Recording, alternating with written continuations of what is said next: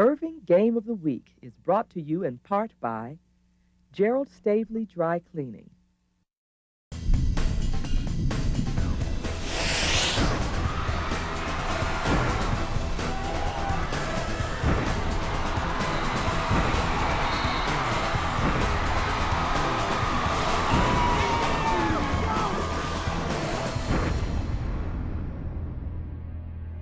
Nimitz High School, it's the ICTN Game of the Week. Tonight, the Lady Cardinals of MacArthur against the Lady Vikings of Nimitz High. Hi, everybody. Rob Willman with you. John Nilsson will join us in just a few moments as you take a look at the starting pitcher. Sydney Peters getting the starting nod tonight for these Vikings, who are in a fight for second place in postseason. They have a one-game edge over Irving, so they would like to really put it to Nimitz, or put it to MacArthur tonight, and get that second place nailed down. MacArthur, on the other hand, undefeated in district. They are district champs, first time in the history of that program. So they're riding a 7-game winning streak on the road as they face the Lady Vikes. There's a starting lineup: Watkins, Martin, Wolever, Morris, Bree Miller. Catcher is Brittany Davis, followed by Inez Hinojosa, Monica Pena, and Danielle CARR are your three. In the outfield for the Lady Vikes, Dar in left, Rodriguez, Shasted in the outfield. Then you have Jones, Gamez, Cox, Hernandez in the infield. Franco is your catcher. And again, Sydney Peters, your starting pitcher. It is senior night, 11 seniors on this Lady Viking team, hoping that this last one against her arch rivals is a victory. And with the call, Mr. John Nelson. All right, Rob, last regular season game of the year. MIAYA Watkins leads it off for the Lady Cards. Watkins, Martin, and Wolever facing Sydney Peters. Mac won the first game about 3 weeks ago, 6-3. Sydney was the losing pitcher in that first encounter. Next pitch is a little bit, got the inside corner, and the count at 1-1 on MIAYA Watkins, hitting .496 in district play. Boy, how many of those have been just beating the ground ball out for a base hit? That's all she tries to do, make contact. To the right side, and an easy play for Zoe Hernandez, who will step on the bag, and the first out of the game has been recorded. Number 1 against number 2 in the district tonight. District 9 6A matchup. And since 2004, Nimitz has had a easy time of it over Mac in the series. 19 wins, only 4 losses. Jocelyn Martin, the right fielder, hitting second, batting over 300 in district. A righty-lefty matchup. And the first pitch is outside. Well, of course, Nimitz, they just owned the district for years, making postseason play, and MacArthur really just starting to come on in the last couple of years. Both of these teams averaging double digits in runs in district. That one on the outside corner, and the count even at 1. A low-setting sun for the next 20 minutes or so, which will cause a little bit of havoc for those hitting from the right side. Not so much for the left-handers. Peters delivers, and that one over but low, ball 2. There's head coach Scott McTee in his 6th year at MacArthur. Came over from Decatur in '09. Longest tenure among local softball coaches. And he's done a great job with MacArthur. The 2-1 pitch. In for a strike, and it is all even on Jocelyn Martin with Lakin Wolever on deck. Mac as a team hitting .384. And in district, averaging a whopping 17 runs a game. That one misses outside, and the count goes to full. Yeah, that dropped to just 15 a game in district. Whoa, woe is them, huh? A lot of runs crossing home this year. Lined to the shortstop, Natalie Gamez. And out number 2 here to begin play. Gamez just in the right spot, really just had to take one step forward and grab that cleanly. When they lost to Mac early in the season, they committed 3 errors. Something I'm sure that they'd like to clean up here in the second time they face these teams. Mac won that game 6-3. They had 9 hits. Lakin Wolever the opposing pitcher. Swings on the first pitch and lines one into center field. Coming on and making the catch out to her left, Alondra Rodriguez. And a 1-2-3 inning to begin tonight for Sydney Peters. No runs on no hits, no miscues in the field, and no one left as Wolever hit it pretty hard, and Rodriguez reaches out about kneecap high to the left and able to glove it for out number 3. And a good start, Rob, for Nimitz tonight. Hit the ball well, MacArthur did, but just right to the Lady Vikings. They got a good jump on the Lady Vikings. MacArthur did the first time they met and really applied the pressure after the first inning and never looked back. But a different game, different circumstances, a beautiful night as you see Coach McTeee there pacing the sidelines and his sunglasses on. Nimitz will send to the plate for their starting lineup. As you take a look at Wolever, the starting pitcher for MacArthur, we saw her pitch against the Lady Tigers earlier this year. And boy, remember that game, the wind was just blowing really hard in from center field. Tonight, though, not much of a wind at all. Starting lineups, who she will face in the first inning. It's Gomez will lead things off. Chasted batting second, Jones 3. Franco, your cleanup. Zoe Hernandez playing first base. Julia Rogers, Jordan Cox, center fielder Rodriguez, and the pitcher Sydney Peters batting ninth. Defensively for MacArthur and the Lady Cardinals behind the starting pitcher Wolever, we have Danielle CARR in left, Bree Miller in center, Jocelyn Martin in right. The infield starting third over, Hinojosa, Watkins, Monica Pena, and TORI Morris, and then Brittany Davis behind the plate. And Wolever, your starting pitcher. For MacArthur, we talked about how well these teams scored runs. They also did really well allowing not very many. MacArthur averaging about 2, and Nimitz just over 3 a ball game.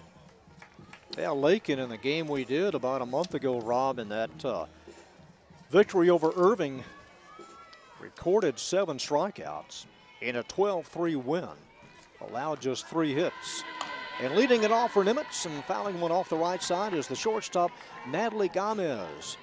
18 hits in district. She and Allie Jones have collected the most hits for the Lady Vikes this year. Natalie among the leaders in RBIs with 10.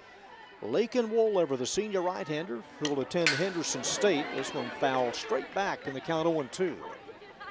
Field looks in pretty good shape. We've had a lot of rain. Heck, we had rain this morning. But overall, everything looks fairly dry out there. Temperature in the low 70s. Not much wind at all. Just a beautiful spring night here in late April. And the 0-2 pitch on the way. And this one fouled off. This one up the hill. And we got a full house tonight, Rob. Not many seats at all. Mac and Nimitz, always a good draw in any sport. And in particular, this last game of the year, and Nimitz, would like nothing better than to put a blemish on what would be a perfect season for Mac. At 11-0. Natalie Gomez, the hitter. And the 0-2 pitch on the way, swung on and dribbled foul off the left side. Nimitz, no slouch themselves when it comes to batting average as a team at .442, averaging 13 runs this year in district. Deanna Williams coaching at third, and Lisa Williams over at first base tonight. And another foul straight back. Natalie's getting her cuts. In fact, you have to just look at a pitch, swinging on every toss that Wolever has delivered. He talked about the field and it being a full house tonight. I like the way it's just kind of situated at the bottom of the hill. Another foul. That's the 6th foul ball by Gomez. It's 200 feet all the way around here at the Nimitz field, and a 6-foot-high fence and a nice hitting backdrop. Field almost in complete shade. A high one and a swing and a miss by Gomez. She chased one up high, and Lakin wins the battle. I think she pretty much let off just a little bit on that last pitch. She had been bringing the heat since the initial toss to start this game, but I think she fooled Natalie that time and took something off of that one. Here's the right fielder, Valerie Shasted, hitting an even 400 in district. With a north wind, it doesn't take much to hit one out of here, and tonight just no wind at all. No score, bottom half of the first. And that one floats over the inside corner for a strike. Allie Jones will hit next. Lady Vikes have won 6 in a row and coming off a 10-0 win over W.T. White. Swing and a miss on the ball that appeared to be a little outside, and Valerie with a swing and a miss in the count 0-2. Lincoln Woolever this year with a record in district of 5-0. Fouled off. Brittany Davis, the catcher, giving chase and runs out of room. It's not like Woolever is overpowering the batters at all. They're getting a little toss on it. This is when you have to pitch smarter, not so stronger sometimes, and try to make them go after a bad pitch. Nimitz with 10 seniors, a couple of juniors, 4 sophomores, and 1 freshman on the varsity squad this year. The 0-2 pitch in the dirt. 43 feet from the pitching rubber to home plate. The base is 60 feet. And a shot from our third base camera position. See the first baseman, Tori Morris. 1 ball, 2 strikes on the right fielder, Valerie Shasted. In it comes, softly hit to the left side, and will she beat it out? She will not. By half a step, they get her. Ball had a little spin on it. Watkins had to wait on that. Hinojosa kind of got in front of her a little bit at third. Watch it again. Had to go to her right, strong arm from the hole there and got her by a good step. MIAYA Watkins to Tori Morris. 2 outs in the home half of the first. And here's the third baseman, Allie Jones. Jones, like Gomez, with 18 hits in district. You see her average right there of an even 600. Both of these teams like to hit. They score runs. Head coach Deanna Williams, 3rd year at Nimitz. Also a head coach at Cedar Hill, and of course graduated from Nimitz in 1998. Are you kidding me? It seemed like just a couple of years ago. This one is peeled off the right side. That one up the hill beyond the sidewalk. 3 local teams making the softball playoffs for the first time in history. Mac, Nimitz, and Irving High.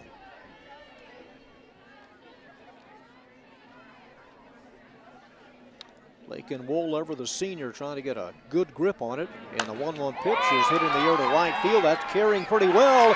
And behind the head of Jocelyn Martin, Allie Jones will take second. And Allie with her 8th double of the year, a 2-out double to right field. That was a slice to right field that Martin misplayed. She started moving on the ball as soon as it was hit to kind of like right center. Watch her.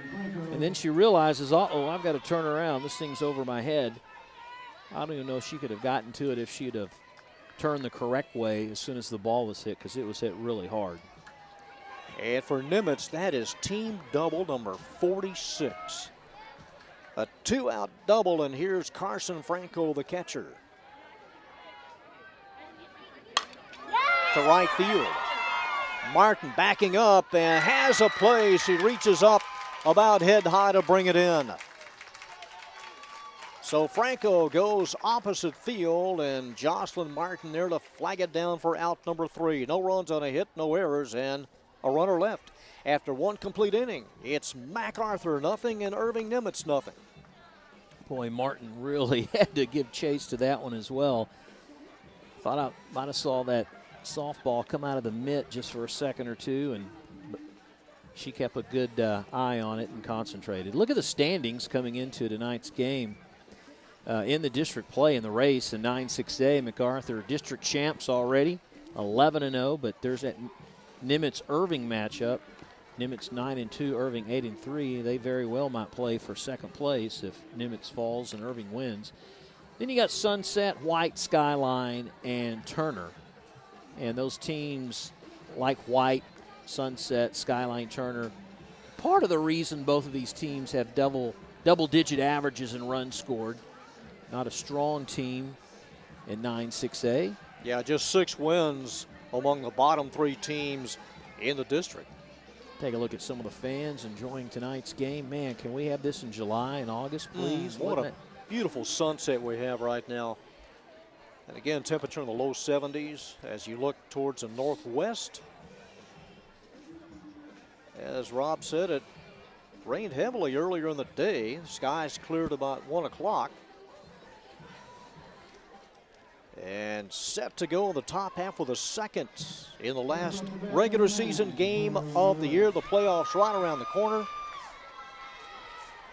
And for Mac, it'll be the first baseman, Tori Morris, to lead it off. Morris, Miller, and Davis.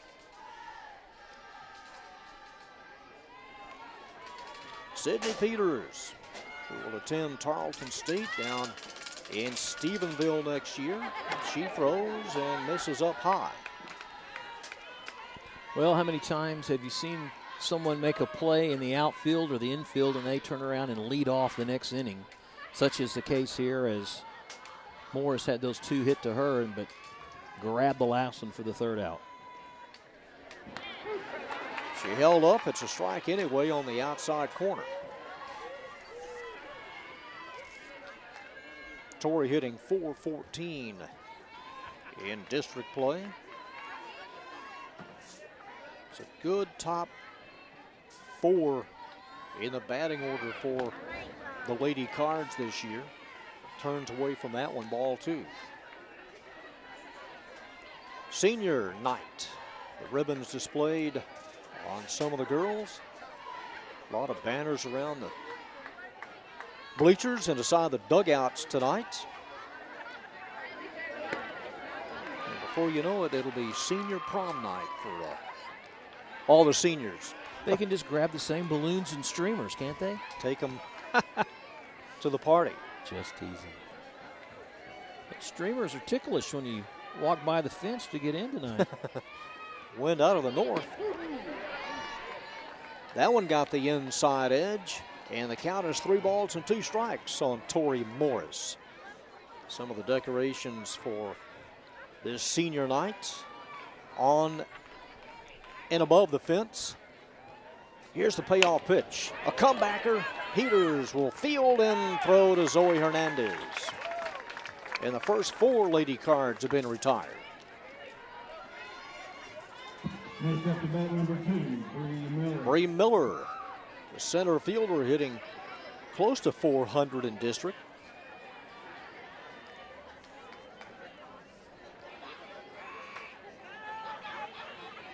A perfect 11-0 district record for MacArthur. Sydney set, throws, and misses up high. Third baseman Allie Jones in front of the bag about 4 or 5 feet. Outfield straight up.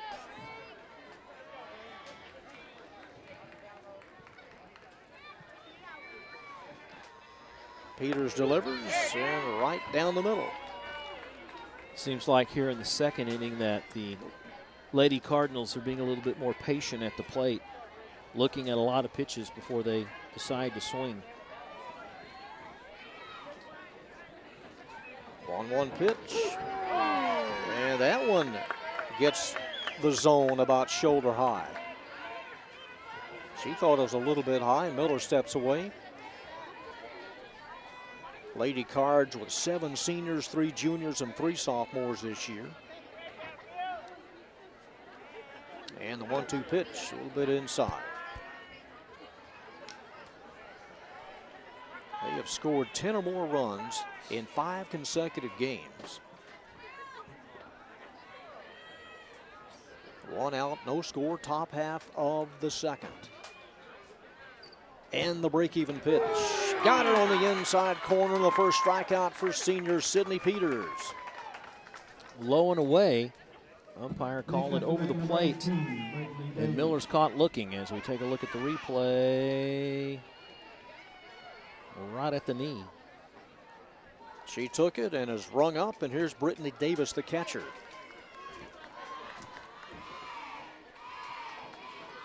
Davis with a healthy average of over 500, and she takes the first pitch in for a strike right at the knees.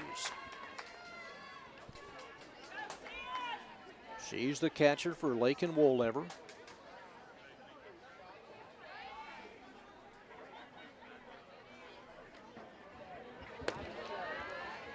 That one got away, outside and high. Brittany had a couple of key hits in that game against Irving that we did on ICTN earlier this year.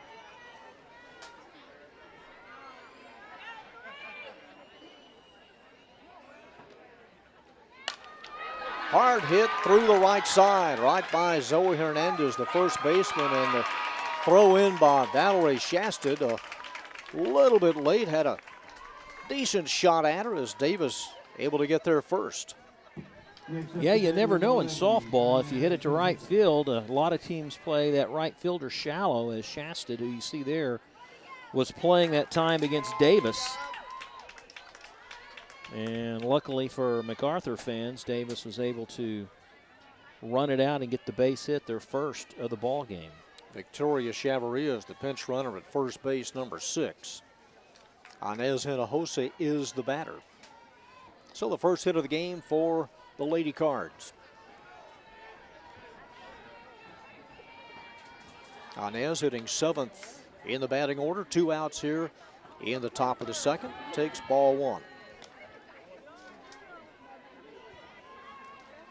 With 2 outs, and you got a pinch runner over there who most of the time those sub runners have pretty good speed.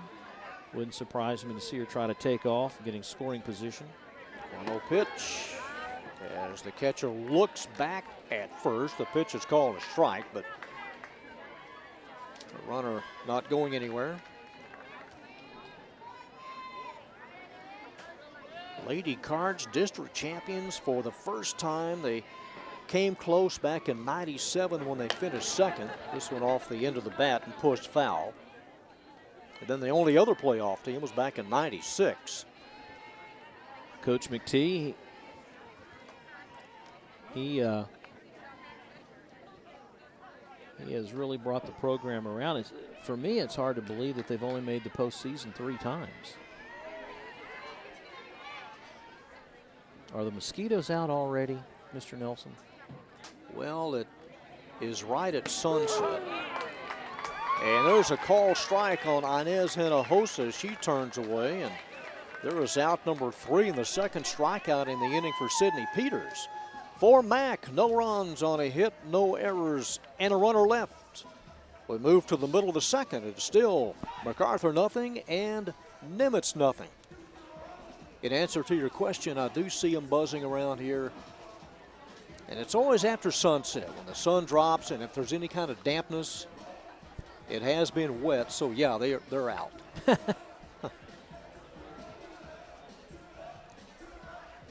Two coaches for the Lady Vikings, Lisa Williams and a couple of coach. coaches. The basketball coach, Owens to the right. I believe that is the Nimitz football coach to the left.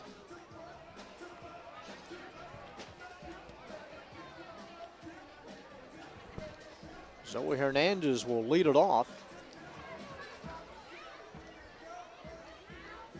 Brian Rogers, the head coach of the Nimitz Viking football team. Most of these schools will be having their spring game in a couple of weeks. Arkadelphia, how many times have you used Arkadelphia in a sentence? Well, about a month ago, and I've been through Arkadelphia. It's halfway between Hope. When you go through Hope, Arkansas, and continue north, you'll hit Arkadelphia, then on to Little Rock. Isn't that where Cliff Harris was from? Yes. Arkadelphia. Played his college ball. Ouachita Baptist. And Henderson State, of course. And then there's a little city of Malvern just north of Arkadelphia. the natural state. Check it off your bucket list, John. Zoe Hernandez, the first baseman, leads it off for the Lady Vikings. We're scoreless as we begin playing the bottom half of the second. Julia Rogers awaits next, and Lakin Woollever misses inside.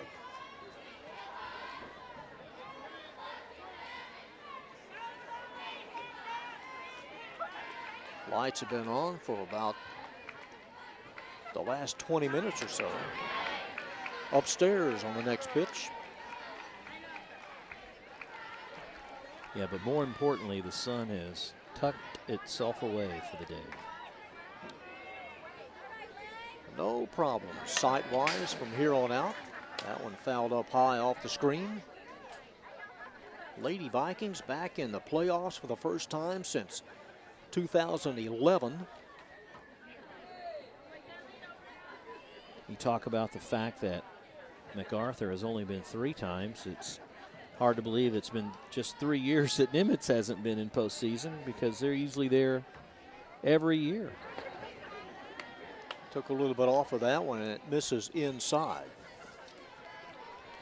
Two teams split their games last year. Mac winning the first one 11-7, and Nimitz shut out the Lady Cards 5-0 in the second game last year in district.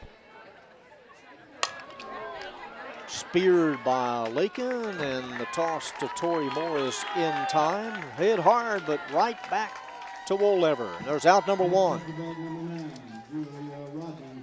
And again, Mac winning the first game 6-3. Nimitz had 5 hits in that first meeting. Julia Rogers. There you see her numbers. Jordan Cox, the second baseman, will follow. And the first pitch taken for a strike. The only other loss aside from the MacArthur setback was a loss to the Lady Tigers of Irving, 12-7. It's only 2 district losses for Nimitz this year.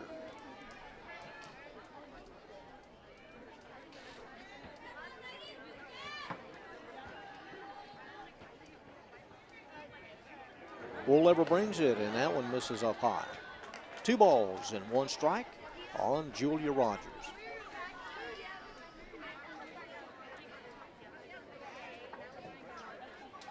Nimitz with a 6-game winning streak. And a swing and a miss. On a pitch a little bit outside. We got fans sitting on the hill behind the bleachers on the first base side.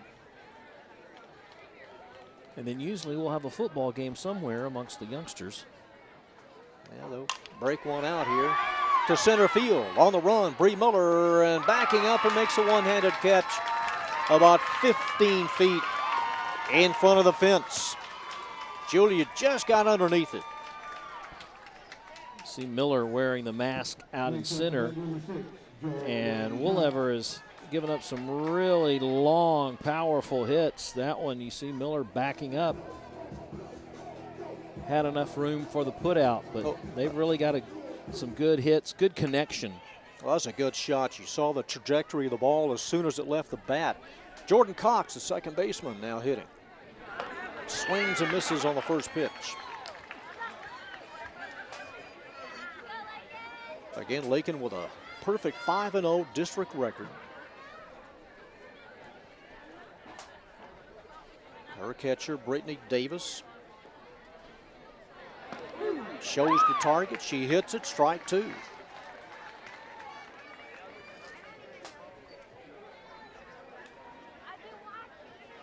Jordan hitting .304 in District 9 6A. JV game that wrapped up about 30 minutes ago. Mac won that game and has shared the district title. In the short center field, the shortstop backing up is MIAYA Watkins, and gloves it for out number 3. And the first 6 Lady Vikings have been retired by Lakin Woollever. No runs on no hits, no errors, and nobody left at the end of the second inning. It's Nimitz nothing, Irving MacArthur nothing. You're watching the District 9-6A Game of the Week on ICTN.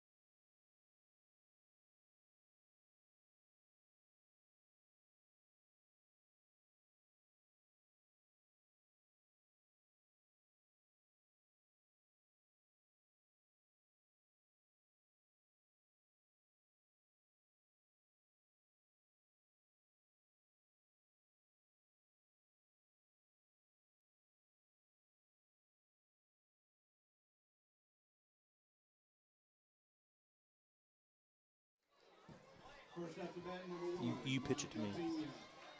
No scores. We begin to set play here in the top half of inning number 3 here at Nimitz High. And in with a call for the next 3, Rob Willman. All right, Mr. Nelson, thank you very much.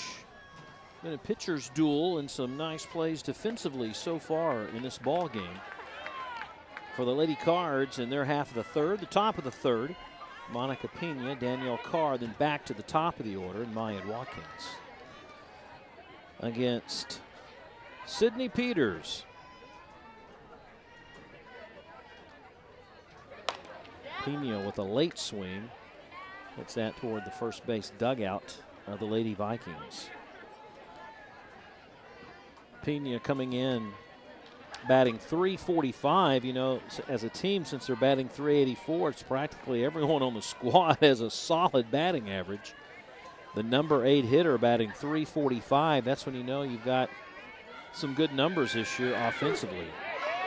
And it's a called strike right down the pipe.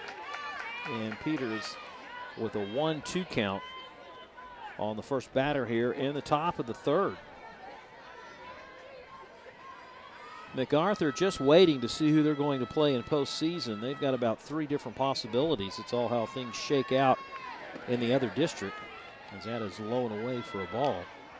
For MacArthur, they're just trying, or excuse me, for Nimitz, they're just trying to, number 1, get the upset against MacArthur, but more importantly, nail down that number 2 spot in postseason. Peters with the 2-2 delivery, and it's just hit on the end of the bat and fouled back harmlessly for a foul. Not many close games for Mac this year. The second game of the year in district, they beat Irving 6-5. And from that point on, the 6-3 win over Nimitz. And that's been it as far as close games in district. That's a ball. You know, they, inside the district schedule, Coach McTee played Colleyville Heritage and I believe Decatur and one other team. They played like 3 teams within the district season just to up their competition a little bit. That's a called third strike. Back-to-back backward Ks, 3 in all. All 3 strikeouts have been looking. And the number 9 hitter, Danielle Carr, steps up. Let there be lights in the press box. Although Nimitz opted not to play anyone during the middle of district, MacArthur, of course, and all these teams within the 9-6A district, short of one school, since Jesuit, of course, is an all-boys school, you don't get to play as many district. You're short a couple of games that most teams would have in district play, so that's why Coach McTee scheduled those games so he could keep the girls sharp. The 0-1 to Carr. Oh, nice let up. And Danielle is way ahead of that one, a little upset at herself. Those are the kind of pitches that can make you look silly, or if you're waiting on them, make the pitcher look silly. But she could really tee off on that. That's why the district ends on April 21st with our shortest games. Usually you're looking towards the last of the month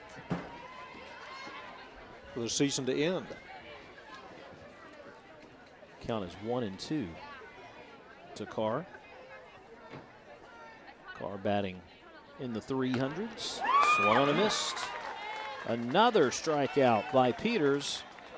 She has struck out 4 out of her last 5. And we go to the top of the order. And MIAYA Watkins, the shortstop, grounded out to first. Back in the top of the first. Let's see if she tries to punch this a little bit down the third baseline and use those wheels to get on base. Fastball in tight for a ball.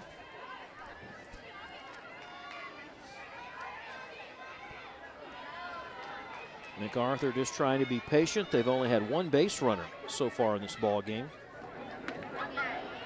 And Watkins looks at that one for another ball. If you're Peters, obviously you don't want to give her anything that she can just kind of bunt or slap at. Like in the majors, when a guy has to bunt, you try not to give him a good one to bunt when you know he's up there to sacrifice a guy over. Maya's always up there looking to make contact, just trying to get it down the third baseline. Well, that game we did with Irving, she hit the ball hard. All 5 at bats, had 2 hits in that game. Looks at that one for a called strike as Peters gets the 3-0 count over. Not much of a breeze at all. Old Glory not moving.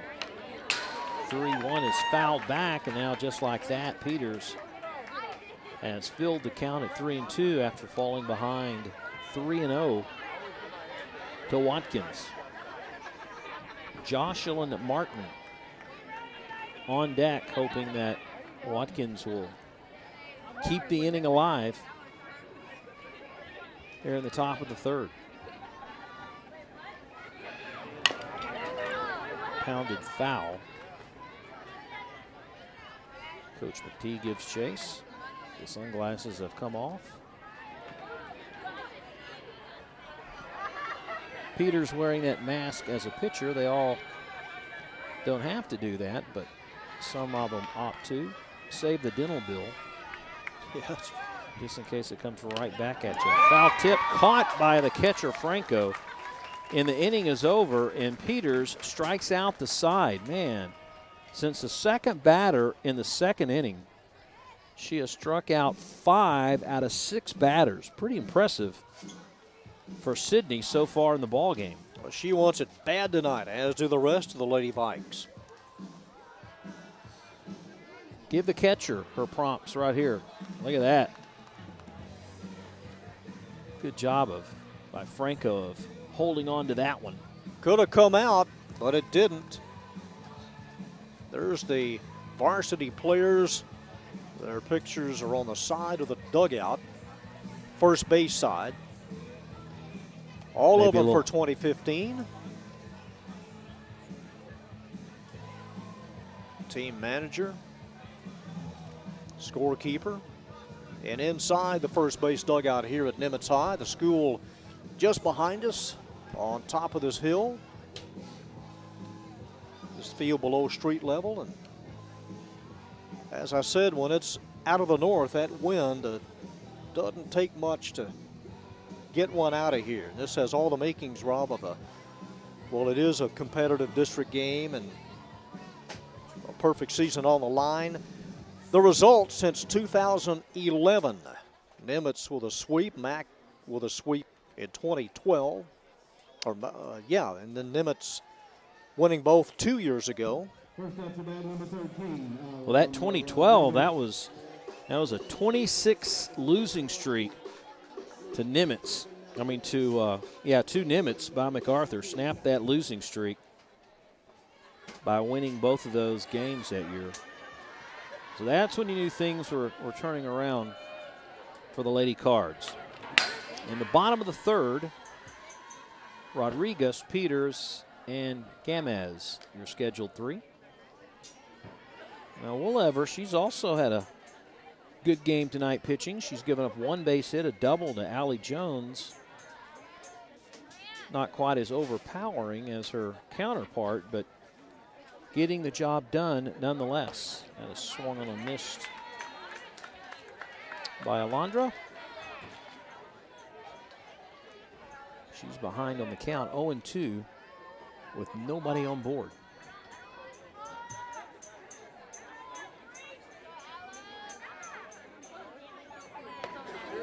Swung on and missed.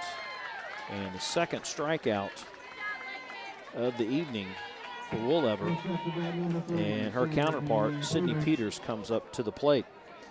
We talked about the playoffs and talked to Coach McTee. I said, if you get the opportunity, would you rather do a best-of-3 series or a one and done? He said, if I had my way, I want the series.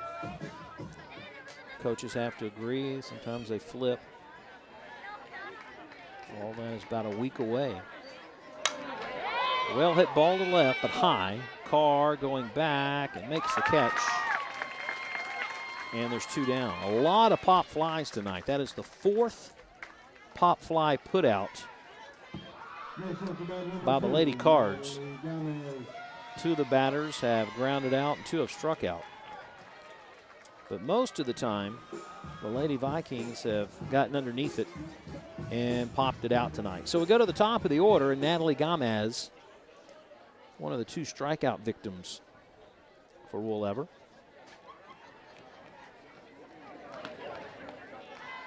And a little bit below the knees for a ball.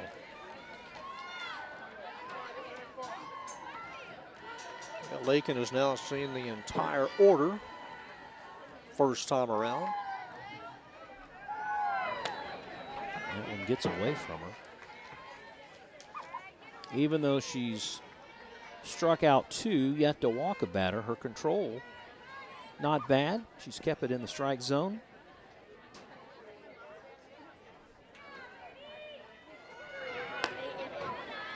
That one gets away from her right when I say what a great job she's done controlling the ball. Happens all the time. They used to bring it down just a little bit here. Shasted on deck if Gamez can keep things alive, and she does. And the first walk surrendered by Woolever.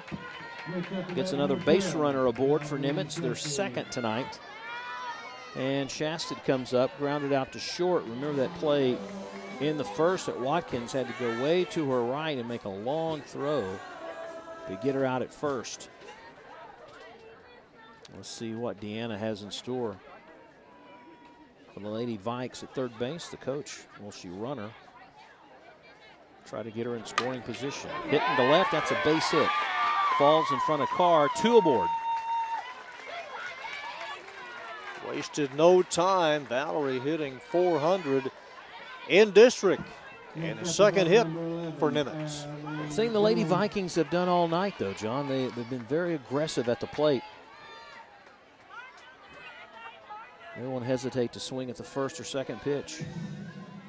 And now you've got your leading hitter on the team, Allie Jones, up here, hitting in the 600 mark, doubled back in the first.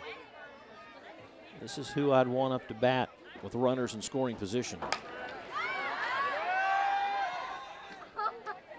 Don't know if she's trying to go to right on that one. That's what she did in the first. Yeah, I couldn't tell. Looks like she was. Martin, the right fielder, a couple of steps back more than she was last time. You take a look at the infield. The runners at first and second. Right fielder just to the right of your screen. Let's see if she tries to push it in that direction again. Woolever in her first jam, I guess you could say, the ball game. Ahead on the count, 2 outs. That's off something on that one, and Allie says, I'm not buying it. The count is even at 1 apiece. There is Coach Deanna Williams.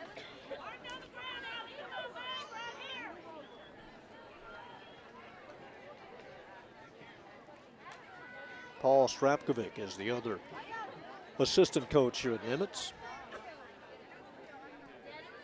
Remember Coach Williams was a left-handed catcher, played at the University of Texas. You know, the hardest part about this game, Rob, for the girls was getting through the school day. That was the hardest part. Getting through the school day and the anticipation for the last regular season game of the year against your rival. Hit to right again. This is going to be foul. Martin not able to get to it, but she did go to the right side again. Deanna also has her sister coaching. And that's Lisa. There's Lisa right there at first base. So the Williams sisters, all in the family. Count is even at 2 apiece, so deuces are wild. 2 balls, 2 strikes, 2 outs, 2 aboard. Foul back. Just reload and make everyone go back. Good pitch and a good swing. Oh, yeah. This will be a good battle here between Jones and Woollever.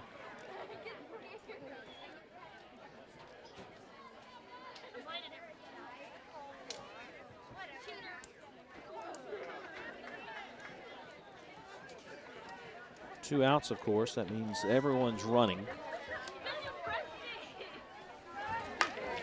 Hit to center. Miller over her head. 2 runs could score. Gamez with the game's first run. Rounding third and heading home is Shasted. She's got the second run. And at second base is Jones with 2 RBIs. RBIs number 10 and 11 in district. Miller had started in. I mean, the ball hit right on the nose, and then Miller kind of takes a couple of steps in, then it's too late. And all she can do is run it down as Gamez scores and Shasted on her heels. And a 2-0 Nimitz lead here.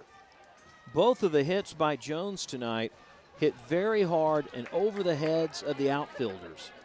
Both times. The right fielder the first time, and then the center fielder here. And this one goes to right again. Martin is there, and the inning is over. So Franco flies out to right twice now, but not until Nimitz strikes first with 2 runs here in the third. As we go to the fourth, 2-0, Nimitz on top. Well, I would much rather come in than go back as an outfielder. When you come in, you just can't run anything down. I mean, you're just hung out to dry and you're running the ball down. But if you play deep and come in, you have a better chance. And perhaps Mac thinking that Nimitz wouldn't have that much stick tonight, but they do. Hit the ball hard. Put a lot into it as you take a look at some of the fans lined up on the concrete support wall there. First meeting between these two teams, it was Mac over Nimitz, and Mac had scored 4 runs in the very first inning and put the pressure on Nimitz. They could never overcome that first. Woollever with the win, Peters with the loss. Bree Miller, 3 RBIs, and that one. She'll be batting 4th here in the 4th inning against Sydney Peters, who has really pitched to Jim so far in 3 innings of play. Well, she has a 2-run lead now. And here are the K's, Sydney with 5. She collected 2 in the second and struck out the side in the third. Watkins goes down swinging, and just 1 hit and no walks for the senior. So it's going to be Martin, Woollever, and Tori Morris, the number 2, 3, and 4 hitters. And the top of the 4th for MacArthur, who find themselves behind in this ball game.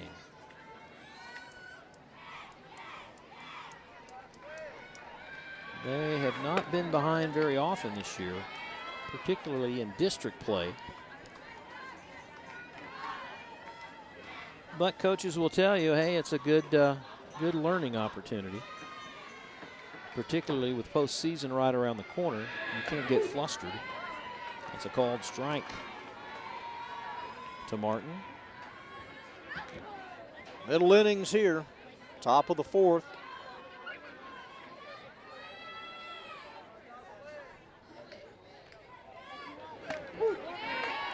The strike called on the outside corner. We'll be back at Nimitz next week. It'll be a Friday night game that we will be there. It'll be the boys, and it will be MacArthur and Nimitz. That should be a good one as well at the Shipyard. Slap foul down the left side. And senior night for the baseball team that evening. Both of those teams in the playoffs, but it's going to be, besides city pride, more importantly, where you stack when postseason comes, who you're going to face. Looped again to the left side, foul. Jackie Darr, boy, she's closing in quick, the left fielder. Wasn't she? I'll look up to see just how far back she's playing. She's kind of shallow, guarding the line. There's just a huge gap between center, between Rodriguez and Darr. And I think they're trying to mark the batter's box, perhaps. Well, no. Coach talking to his hitter. The umpire, I thought, came down to... Looking down at it. Yeah, talk to the coach, and he talks to his hitter. She can hit it over short. A lot of real estate. Swung on a missed. Another strikeout for Peters. One down in the fourth.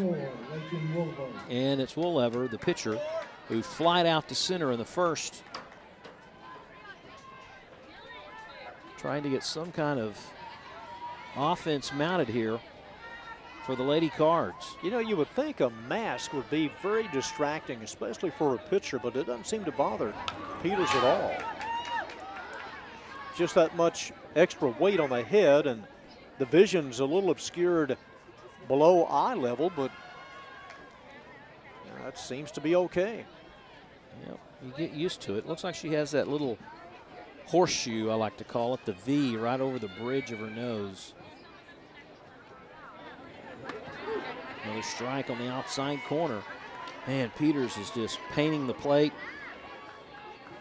An outstanding job so far here in the fourth in the ballgame.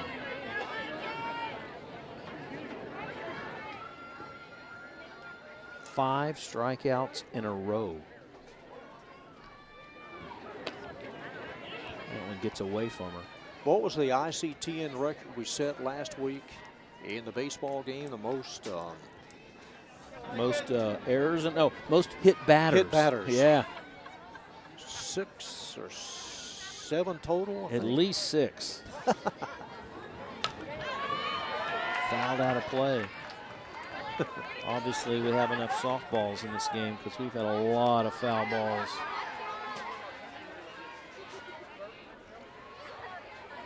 Team autographed a couple of softballs tonight to be given out later. Did you put your name in the hat? No, it's a little late for the drawing. My autographs are kept in the safe. Under lock and key? At home, I've got 4 of them. I got 4 baseballs, and they're all Hall of Famers. Ooh. All of them are Hall of Famers. That sounds like a Bob Berry trivia question. Well, it's loaded up pretty good.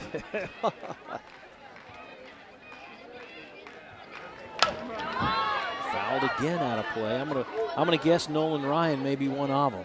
He's on it twice. He's Oh. well, 2 different balls. Okay. So now I'm down to just 2 others. There's probably more pitchers than position players, but hey, they're all there. Are they all Texas Rangers? Some of them aren't with us anymore. In fact, about 30% of them. 1 out of 3. The 1-2 hit to right. That's going to fall. Might be extra bases. Woollever around first. She's got good speed. She could go for 3. And she's heading for third, a stand-up triple. A 1-out 3-bagger for Lakin Woollever, and Valerie Shasted had a long run right off the line about 6 feet and has to run about 35 to chase it down. Great speed, and Did you notice what type of pitch Peters was throwing?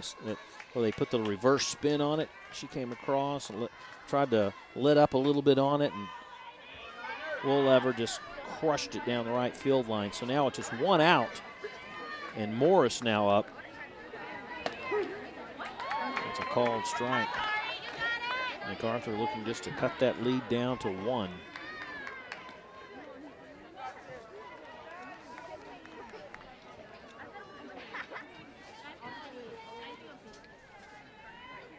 Bree Miller on deck.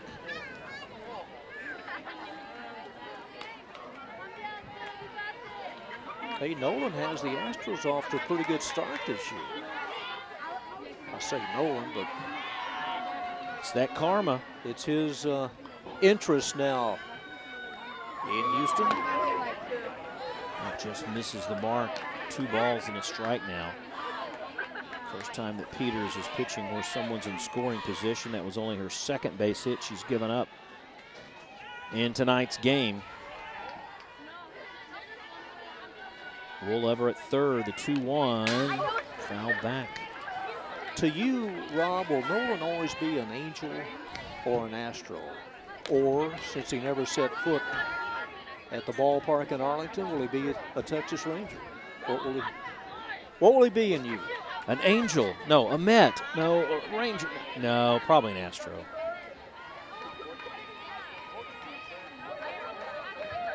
The 2-2. Back again. To me, he'll be a California Angel. I mean, he and Gene Autry, and I don't know, it's just where everybody was galvanized whenever, every time he pitched, especially when he got to California. 2-2. Right field line, foul. Shasted couldn't get to it in time. You know, we all believe I'm just saying Ranger fans when I say we, believe it's the Nolan Ryan curse. Ever since he's left, the Rangers have pretty much just melted. Well, the way he left, I mean, some people say, well, you know, maybe they got it coming the way things turned out. Yeah. You just don't do that to a Hall of Famer. I'm sorry. Strike 3 called. Strikeout number 7.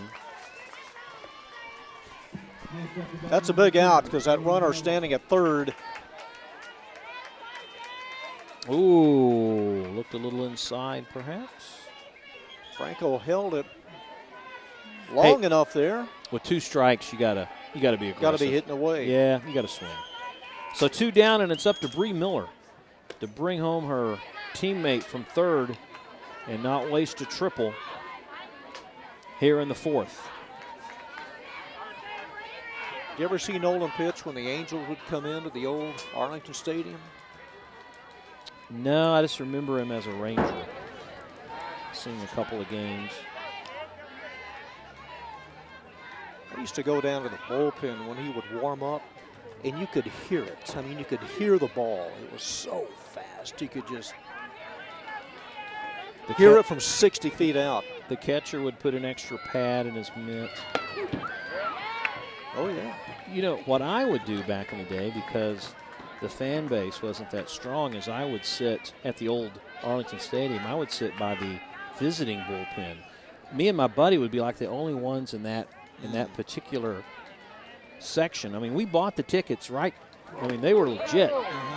That's a called strike. $4 probably, $3.50. Yeah, $5 maybe at the most. But his sister knew Bobby Gritch, and when Baltimore came to town, we'd get free tickets, and then we'd go to the window and trade them for down in that area. Wow, there you go. Free run of the place. Yeah. Oh, just missing the mark. Miller somehow laid off on that. She looked at a called third strike in the second. Doesn't want to do it here in the 4th. A little tighty there. Can't tell you how many baseballs my buddy and I would get when the guy out in the bullpen would warm up the left fielder, and they'd throw the balls in, and then he'd miss it and it'd roll to the fence, and we'd reach over and grab it. Ball 4. Ooh. Miller, nice piece of batting there. A couple of close ones just missed. So it's Brittany Davis, and Davis had the only hit up to this point. Again, 2 outs, a force at second right now. And Brittany, who has been swinging a hot stick, at least on TV, just trying to keep this inning alive and get Woollever in to cut the lead to 1. Tying run at first base, Bree Miller. A 1-out triple by Lakin Woollever.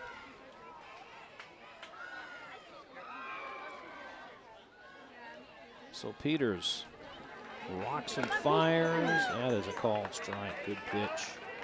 Had a notion, but held up. She's choking up about good 3 to 4 inches on the bat handle.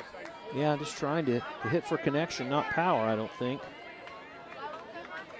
And for Peters, keep it low. So when she's let off on the pitch, got it high, it's when she's been in trouble. And there's a high one there, got away with one. But she's ahead on the count, 0-2. So before they changed a couple of years ago, you would remember Baltimore with a cartoon bird on the hat. You would always see that logo and think of the birds with that cartoon bird, the body bird. Body bird. Well, the birds here are the Cardinals, trying to get a run. Franco positioned outside that time, the catcher's box. She was setting up for an outside pitch.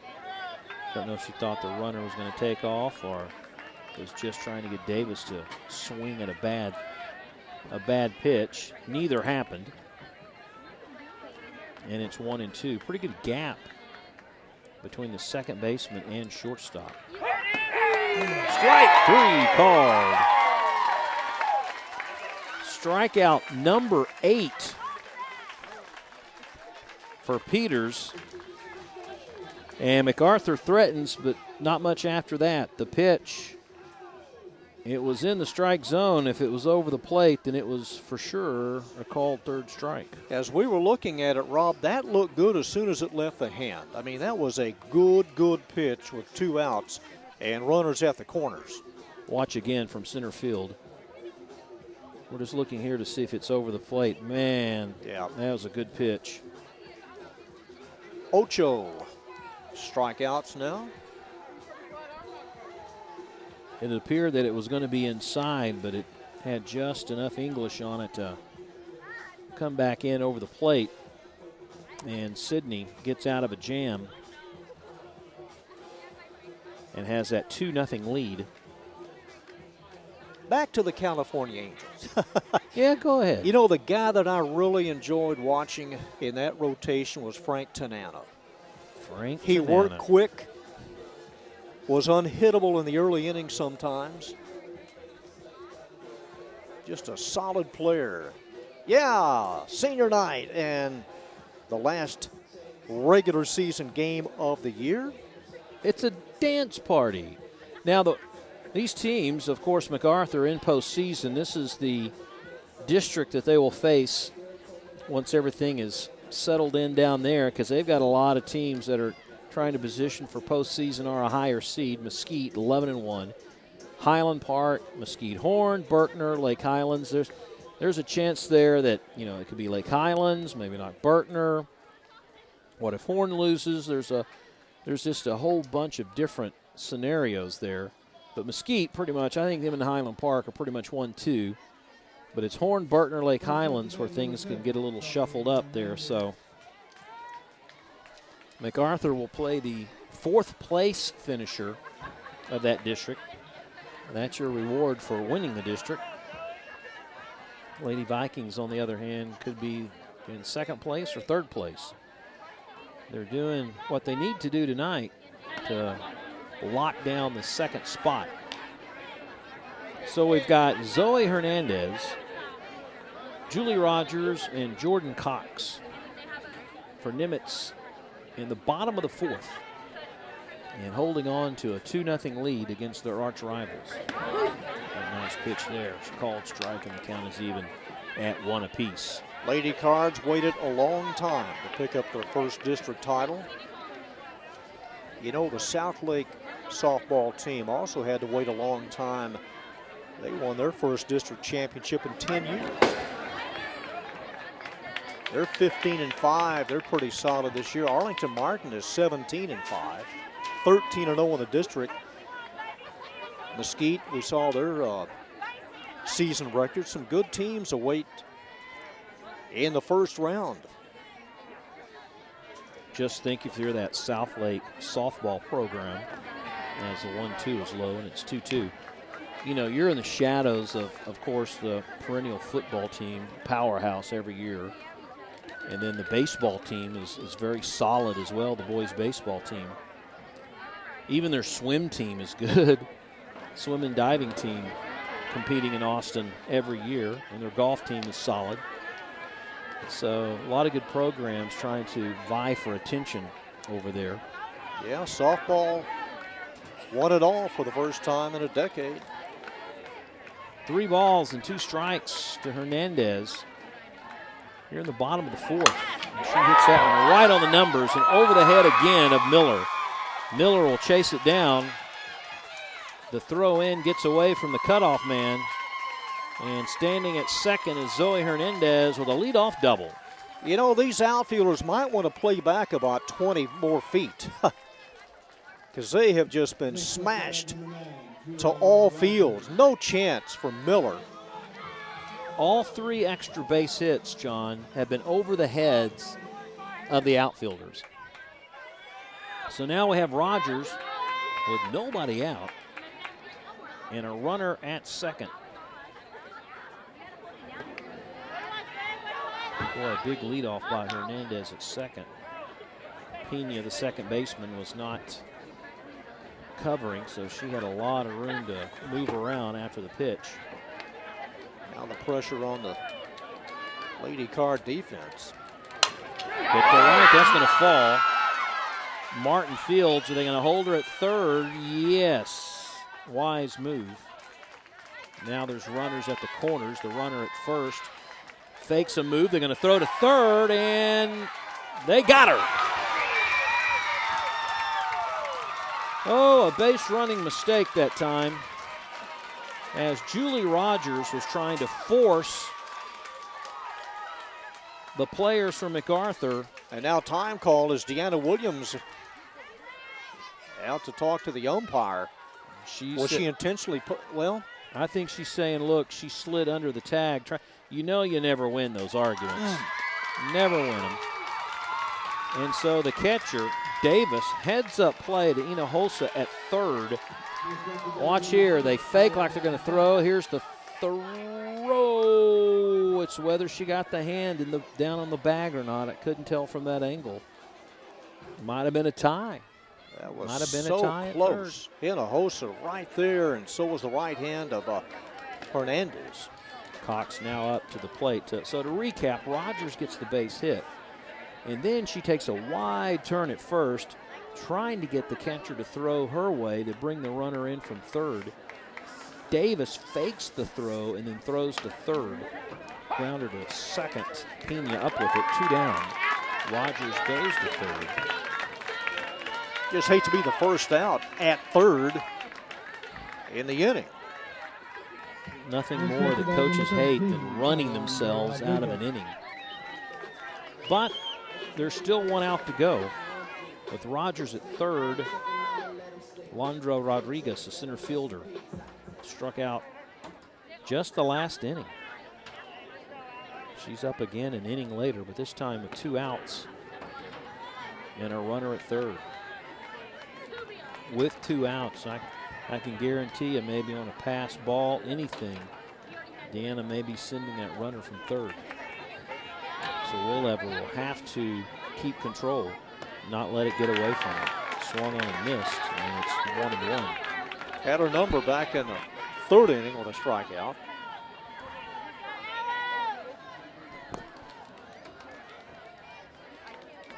Count is even at 1 apiece. Nice pitch, strike 2. And it's 1-2, just like that. Willever 1 strike shy of getting out of an inning.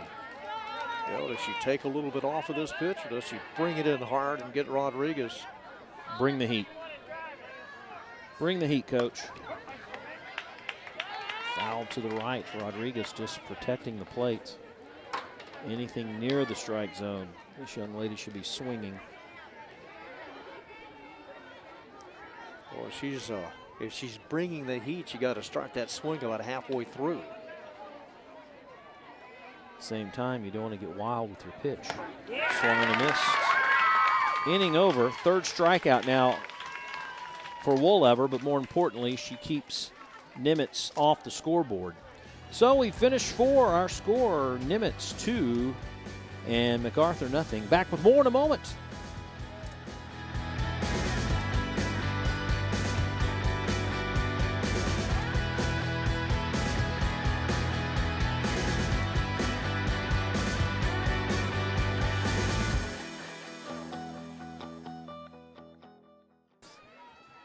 Nimitz leading 2-0, and the big key there is the fact that they had some key base hits when they needed them. So, with the 5th, we see some changes. First of all, number 10, Bianca Gonzalez, will be hitting for Hinojosa. And she goes to right and bloops it to the second baseman, Cox. And there's one out. Bianca Gonzalez, a junior, also does some catching. Now Go Lightly will bat in place of Monica Pena. So Coach McTeague going to the bench. You know, he does not have a deep bench. He has like 3 extra players to go with. Go Lightly, the other pitcher on this team. Also plays some infield. Looks at that one for a called strike. And it's 0-1. Go Lightly batting .290 on the year. Biggest threat for MacArthur just the last inning. Woolever with a triple, couldn't bring her in. Grounding to third. Jones with a long throw. First baseman does a good job not to draw that foot off the bag, and there's 2 down. That was a good pickup by Jones. She kept the glove down, and just a nice pickup. And out number 2. Third baseman, Jones. There you see Peters ducking down and getting out of the way of that throw. So with 2 down, the number 9 hitter, Danielle CARR. Swung on and missed. One of the 8 strikeout victims so far tonight for Peters.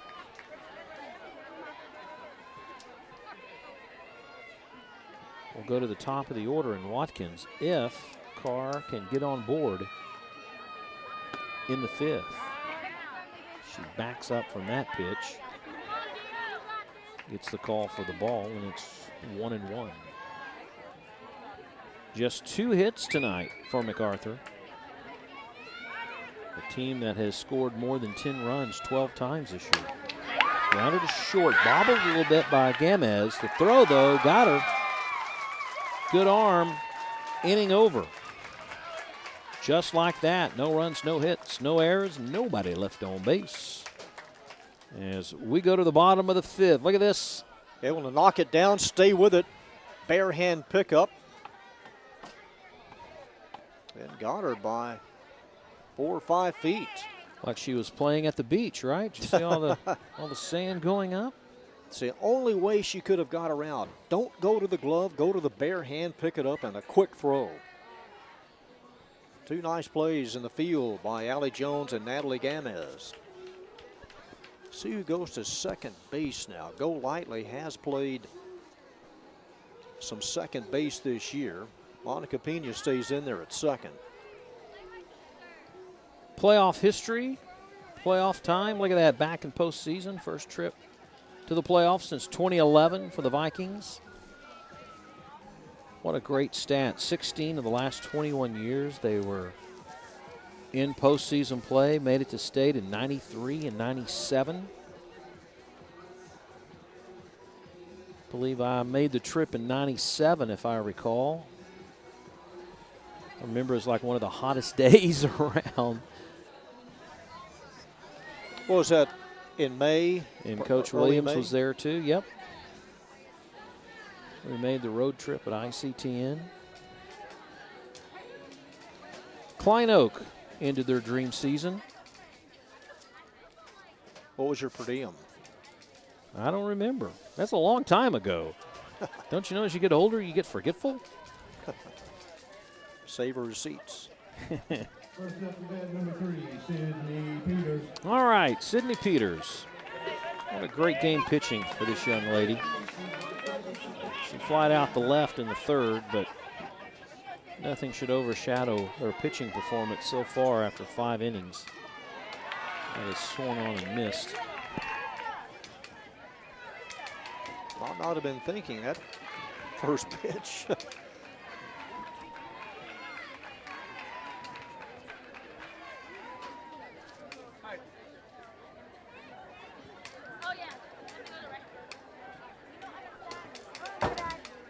Well, First base umpire coming in, home plate umpire immediately called time. And something sticking out. Is it a bottle of water? Oh, I Seeing see the it. fence?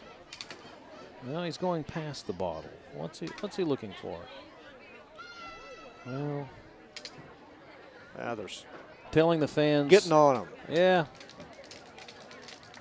I mean, how much could that really distract the I don't know. hitter from that distance? Well, now that we've got that taken care of, back to live action. It's a ball, 1-1.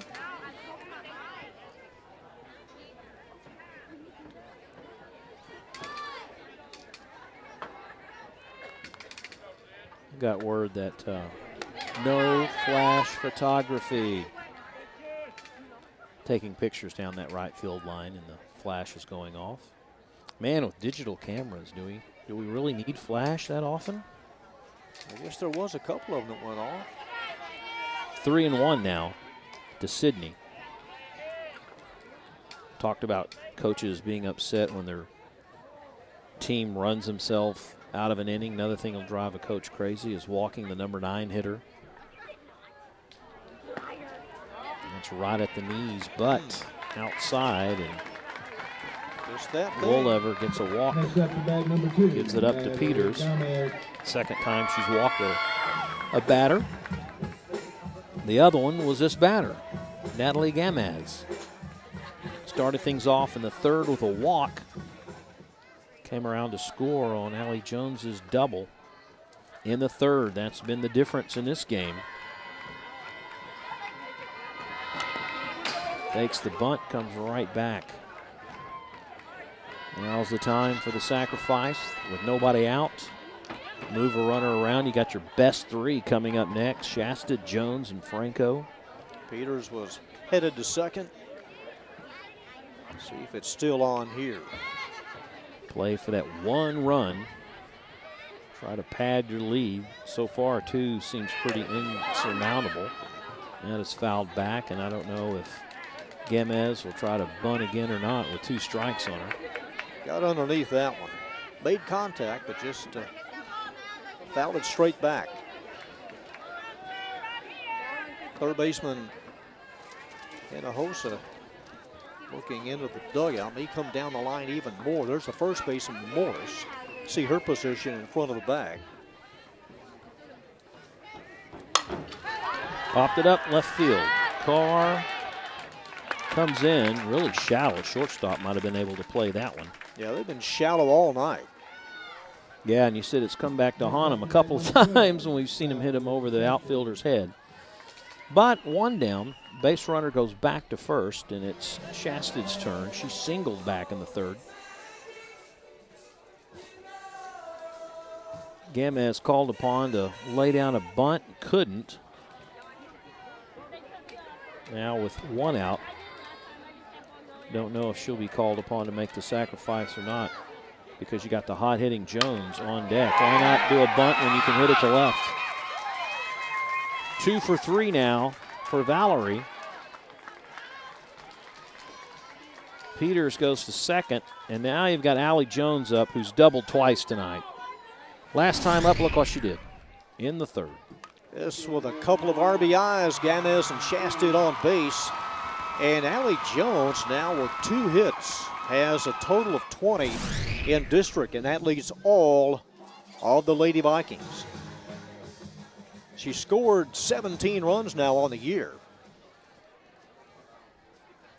Now the batter on deck, Carson Franco, has flied out to right both times. Do you just pitch gingerly to Jones and put all your eggs in the Franco basket, or try to get the out here? Well, look how deep they're playing. CARR, Miller, and Martin in the outfield are really backed up. 2 RBIs, 4 total bases tonight for Allie Jones. Yeah, they need to. 1 ball, no strikes. 1 out, 2 aboard. Pops it up again to right center. Miller, back, makes the catch. Runner tags at second. She goes to third. But this time they play deep enough for the put out. Yeah, you got to play deep, then come in, or at least have a fighting chance on a ball hit high and deep.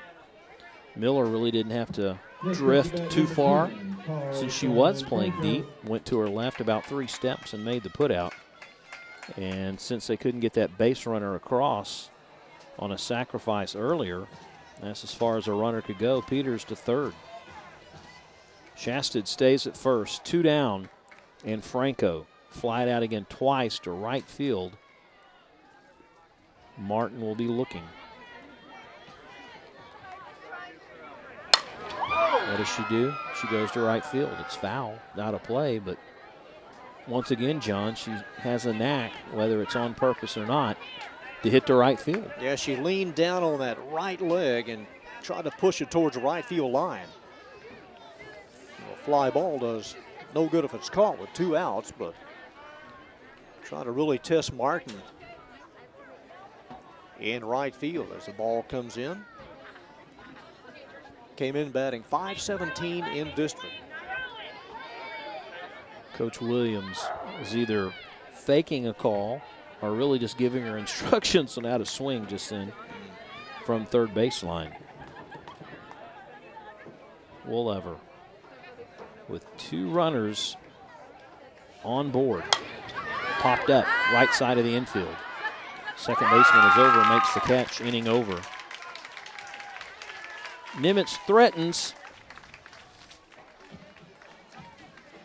but that is it. Nothing more than a threat as we head to the 6th inning. And MacArthur trying to do something, trying to find the magic and the combination against Sydney Peters. And as we pause, let's look at the Bob Berry Awards this year. It's the standings, only 1 sport remaining. MacArthur will lock this one up as this year's winner. Doing well in boys basketball, girls basketball, boys football, going to postseason there, and now both softball teams, or both the softball team and the boys baseball team heading to postseason.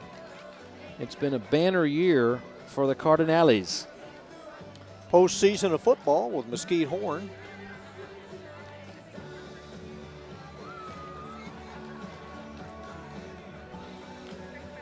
For Sydney Peters, here in the 6th, it will be the top of the order with Watkins, Martin, and Woolever.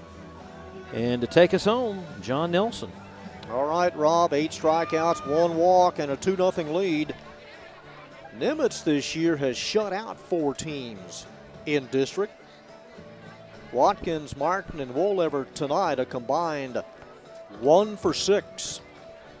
Did you notice that the mask is off? Yeah, Or is it coming saw back that when on? she came out, but Okay, back on for the game. She goes, if I have to. and high fives all the way around for the infield, and we're ready to go here in the top of the 6th. A 2-0 Nimitz lead. MIAYA Watkins, the shortstop, has struck out and grounded out. And 6 outs to go for a Nimitz victory.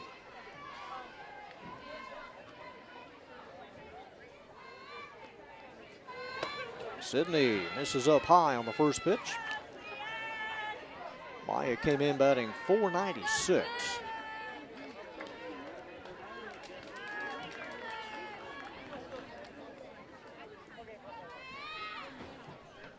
Here's the windmill delivery, and that one misses inside at the knees, ball 2.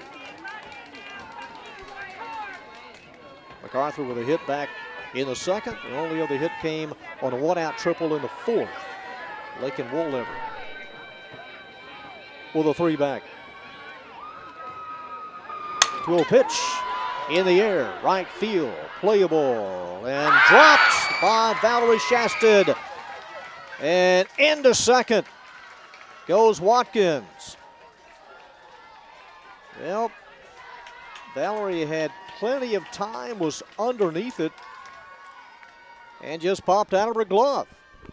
And now Watkins standing at second on what should have been the first out of the inning.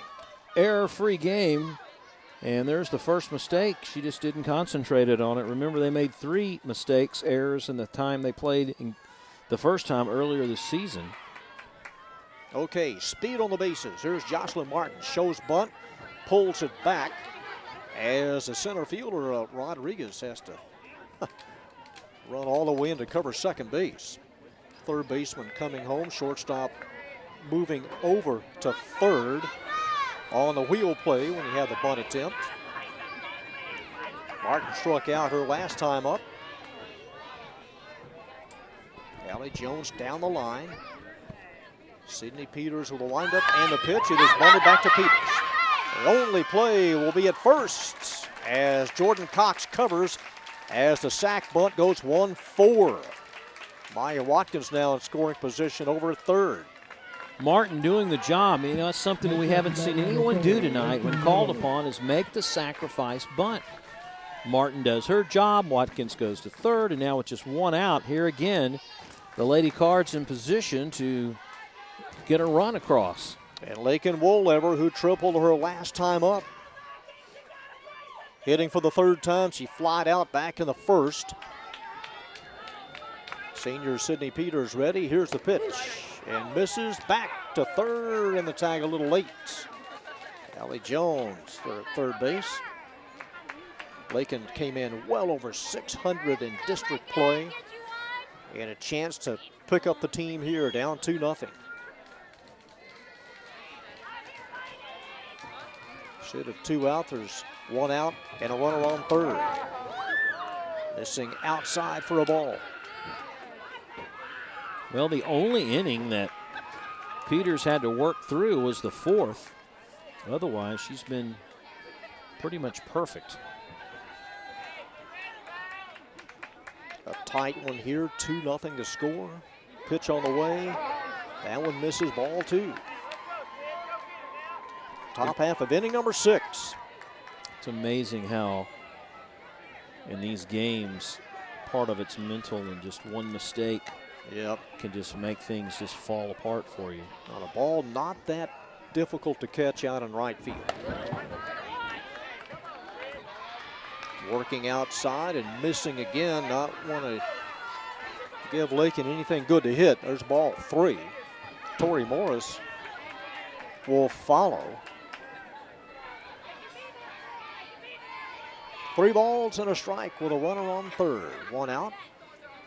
Sidney Peters brings it, and that one inside.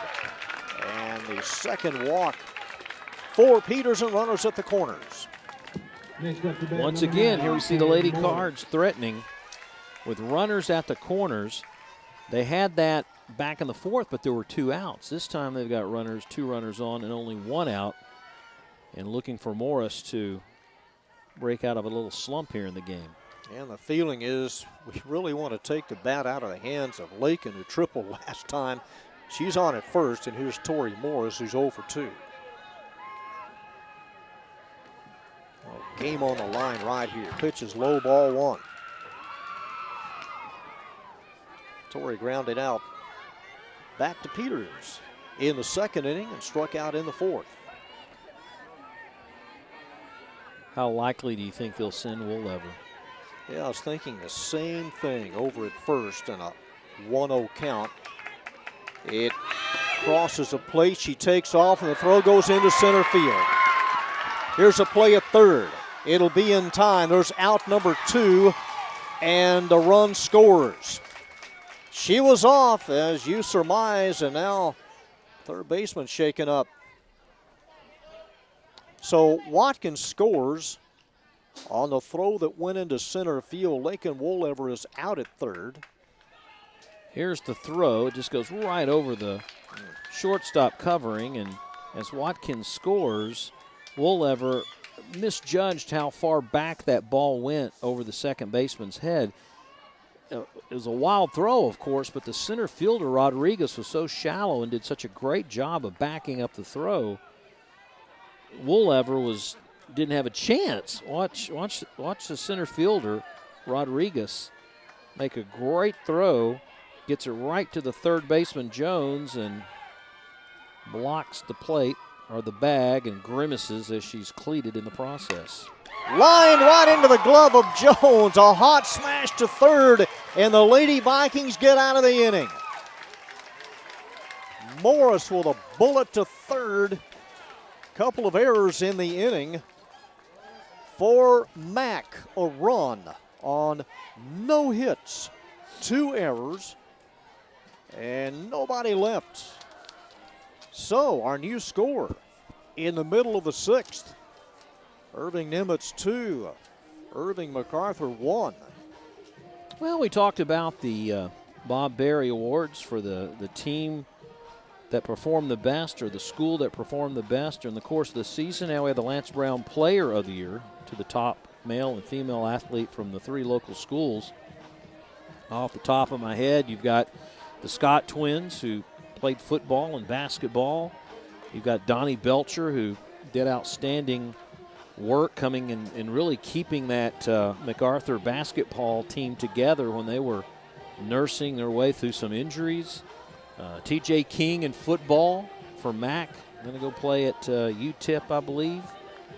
You got Okiki over at Irving for the girls basketball team, and she played volleyball as well. We saw a few spikes out of her this year. So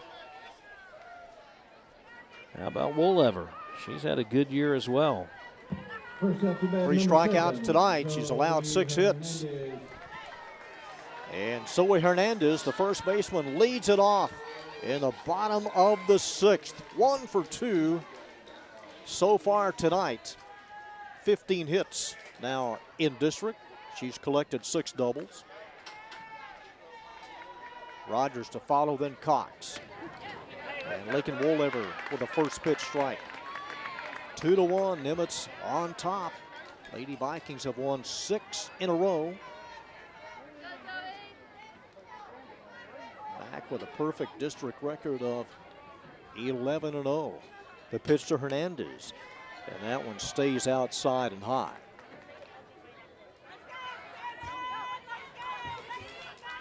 For Wolever, it's just keep this game within reach. Try to set down his team 1, 2, 3 if you can. And she's ahead, a ball and 2 strikes to the Nimitz first baseman. Zoe does have 2 home runs this year. Team has a total of 3. Allie Jones has the other home run. Slowly hit to the right side. Pena there to pick it up and shovels over to Morris for out number 1. First out recorded here in the bottom of the 6th. And here's Julia Rogers, who collected a hit her last time up. Looking ahead to the top of the 7th for Mack. Bree Miller, Brittany Davis, and Inez Hinojosa in the batting order. Lakin Wolever with a record of 5-0 in district. And misses on the first pitch, not by much. Julia's made contact twice, flied out back in the 2nd. Here's the 1-0 pitch. In the air, right field, long run for Martin, still running and drops it out off the line. And Julia Rogers will stay at first. That went off the glove of Martin and hit her hand. Hit the bare hand her left hand when she went after that. Watch again. That's going to go off her glove and just hit her hand. Didn't even hit the glove. She just overran it. She looked at her hand immediately after that ball fell. That had to hurt. That's got a sting. And here's Jordan Cox. So what do you give Julia Rogers? Oh, that's an E. That's got to be an E. And now Mac.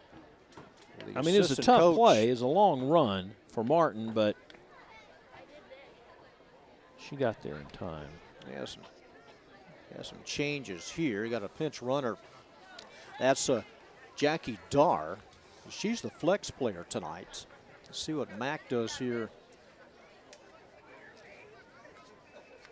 with their changes, if any. Jordan Cox is the batter. Jordan tonight is 0 for 2. So 1 out, a runner on first. A 2-1 Nimitz lead. Lakin Woollever, 3 strikeouts, 2 walks, and 6 hits. Hinojosa down the line at third, and a swing and a miss on the pitch inside and tight to Cox. Came in hitting .304 in the district.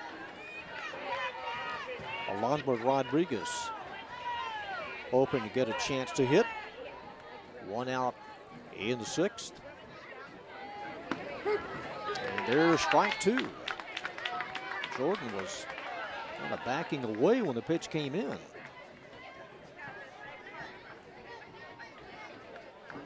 Didn't seem fully committed as they work her inside. Now what a pitch as Woollever just floats it up there, and Cox is caught looking.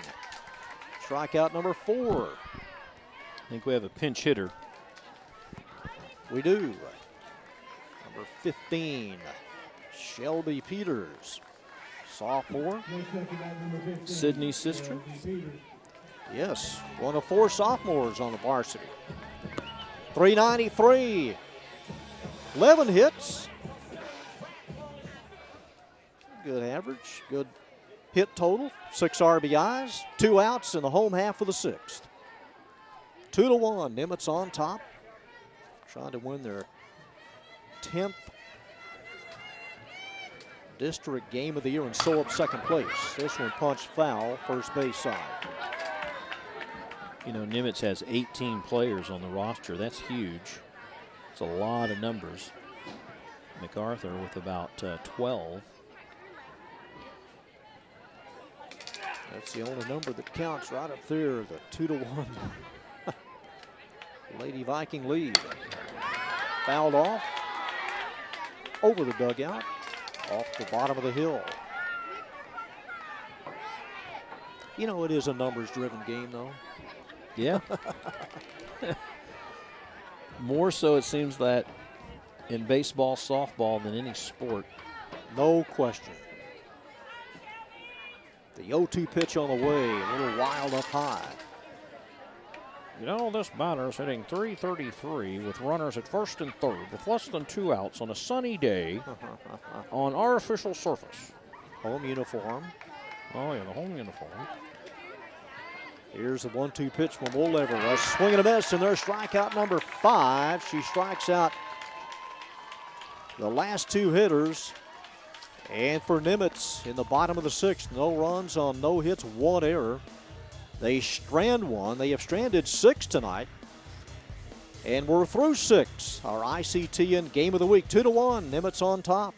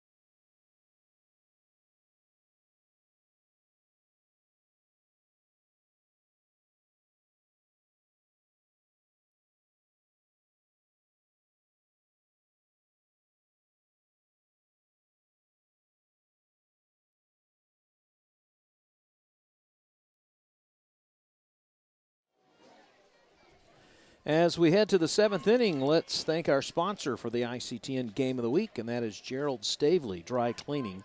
Don't know if you knew this or not, John. They've been in business since 1966. Outstanding, and we appreciate their support of the ICTN Game of the Week. 1966, the Orioles sweep the Dodgers 4-0 to win the World Series. Did you just make that up? Year of the first Super Bowl also. Was it not or 67? Bree Miller leads it off and slashes one foul on the first pitch. Bree Miller, Brittany Davis, and Inez Hinojosa to face Sydney Peters, who has struck out 8 and walked 2. As Nimitz tries to hold on and knock off the district champions tonight. Miller has walked and struck out. Off the backstop, and the count 0-2. No run, a 1 run on just a couple of hits tonight for the Lady Cards.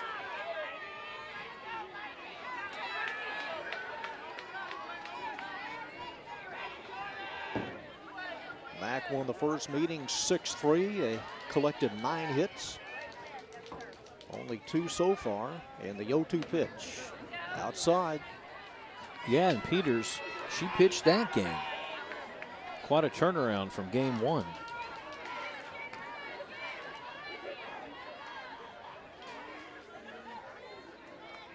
Center fielder for MacArthur awaits the next pitch and pounds it foul.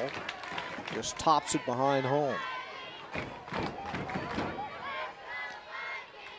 Again, Mac coming off a lopsided win over Skyline, and Nimitz shutting out W.T. White 10-0. Lady Vikings trying to win their 7th in a row. These teams headed for the playoffs along with the Lady Tigers. And that one over, but a little bit high. A count even at 2.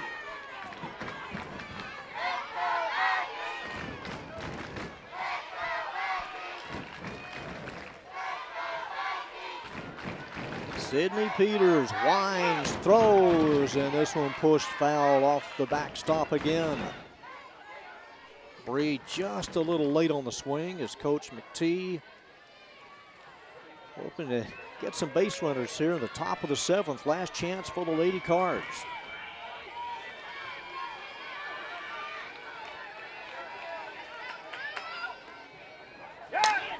And another foul ball. You know, for the Lady Cardinals, you really don't want to finish the season heading into postseason with a loss. You like to head in there with a winning note. Now, it wouldn't surprise me to see maybe play a scrimmage or 2 before postseason begins, since they do have that weight. Yeah, you'd want to get in at least 1 game. And, of course, the practices, maybe a little longer. I don't know. With the season as it is, maybe you've seen enough for practice. Bree Miller hanging tough. 2-2 pitch to right field. It is a foul ball out of the reach of Valerie Shasty. And like we said earlier here in the cable cast, you know, with one less team, they do end the season earlier, a week earlier than their competition. You know, a lot of coaches, when you reach the playoffs, they work on game situations. I mean, they've seen enough hitting and pitching. And some of the game situation stuff really pays off. Here's a 2-2 pitch. Upstairs, ball 3. You know, the bunts and the running and the backup throws and the situations, and it'll get you beat sometimes, the little things. Sydney not wanting to walk Miller here. And the payoff pitch. And another foul ball. Both sides, fan base, pretty much quiet most of the ball game, and the Nimitz faithful, as this inning started, just feeling that, hey, we're just 3 outs away from winning this, started to chant a little bit. Now MacArthur fans making noise. Lost it. Miller worked hard and draws the leadoff walk, 3rd walk for Peters. And the batter is the catcher, Brittany Davis. Or will it be? Yep. Yeah. Looking to see who's on deck. It's Gonzalez. number 10. Gonzalez, who pinch hit back in the 5th. Brittany Davis has singled and struck out. Top of the 7th. Nobody out here in a 2-1 game. Davis has got to be thinking of that called third strike she had the last time up with 2 aboard. Pitches a strike on the inside corner. And she wanted that one. Peters walks behind the circle. Looks out to center field. Oh, the corners have to be ready. Jones at third and Hernandez at first. Good game here in the final regular season game of the year. A 1 pitch, a swing and a miss on a pitch right above the ankles. That kept diving low and inside, and Davis swung at it. See now after that called third strike in the 4th. And she looked at one here. And she just swung at something that wasn't even near the strike zone. So now it's working on her a little bit, I think, in her mind. Got to hurt her hand. Hit it with a bat handle there. There you see her set up just straight up. And the 0-2 pitch. And this one dribbled. It's a fair ball. Third baseman picks it up. The throw not in time. Davis beats it out. It stayed fair just inside the line. Good as a bunt. Man, she had just enough English on that to hug the third baseline. Watch again. All she had to do is just protect the plate. All she wanted to do. And as Jones comes up with it, yep, she gets there just in the nick of time. And the third baseman, Jones, no one was covering third. Luckily for Nimitz, Miller didn't just keep running after she got to second base because third base was left unattended. And now the Lady Vikings find themselves in a situation they haven't faced yet in the ball game, and that's 2 runners on and nobody out. Well, here's these situations. And a pinch runner at first for Mac, Victoria Chavarria. Bianca Gonzalez is the hitter. She grounded out to second. Her last time up. Nobody out. Runners on first and second. And you know we're going to see The bunt. Bianca try to lay one down here in fair territory. So the lead runner at second, Bree Miller.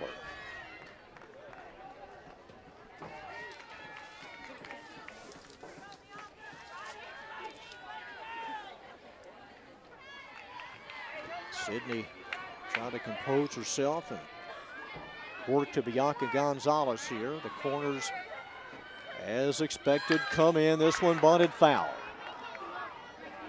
Got it a little bit too high.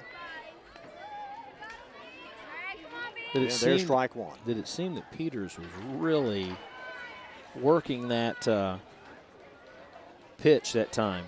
Her delivery was very deliberate, compact. She came to the plate, seemed a lot faster than she has. I think that little private pep talk to herself, trying to psych herself up. Let's watch her delivery next time, just how fast she's coming to the plate. Good pitch. At the letter, strike 2. Sometimes the first out is the most important, and certainly that's the case here for Nimitz. Leading 2-1 in the 7th as Coach McTeague goes through the signs.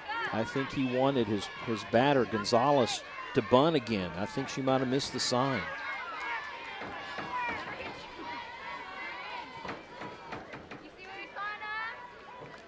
And Sydney brings it. Misses outside. A look to first by the catcher, Franco. Now Go Lightly hit right behind Gonzalez back in the 5th inning. Can't see if she's on deck here. Remember, she was 3 for 4 in game 1. Okay, from center field, you see Peters and the windup. And a swing and a miss, and there is the first out. That is huge. Strikeout number 9 for Sydney Peters. Yep. And the batter is Maddie Golightly. Grounded out to third. Her last time up. Big out for Peters. Yes, it is. You've got a force on any base in the infield. First, second, or third. And they know that. Jones, Gomez, Cox, and Hernandez. Left fielder Jackie Darr is playing up medium deep. Maddie Golightly, the hitter. And the first pitch is outside. Let's see, Golightly in district with a batting average of .290. If you notice Peters, when she's been pitching, coughing a lot, her face is red. I wonder if she's maybe a little under the weather. 1-0 pitch, held up. This is upstairs. Danielle CARR on deck. 1 out. And runners on first and second. Bianca Gonzalez has just struck out. Victoria Chavarria, the pinch runner at first. Here's the pitch. That one low, ball 3. Give up this batter, load the bases with just 1 out, and things really get interesting. Things change complexity with only 1 out and a runner at third. A bunch of different options for MacArthur. 3 balls and no strikes. And the next pitch, taking all the way, may take the next one as well. Why not? Count 3-1.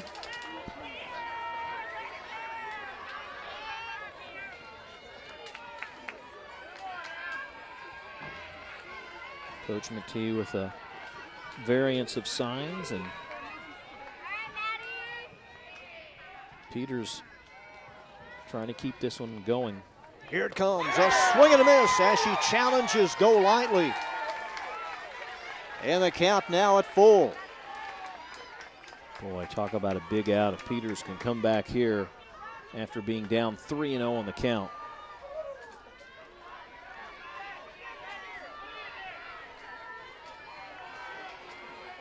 Three balls, 2 strikes on Maddie Golightly. Here's the next pitch. Outside, and they're loaded.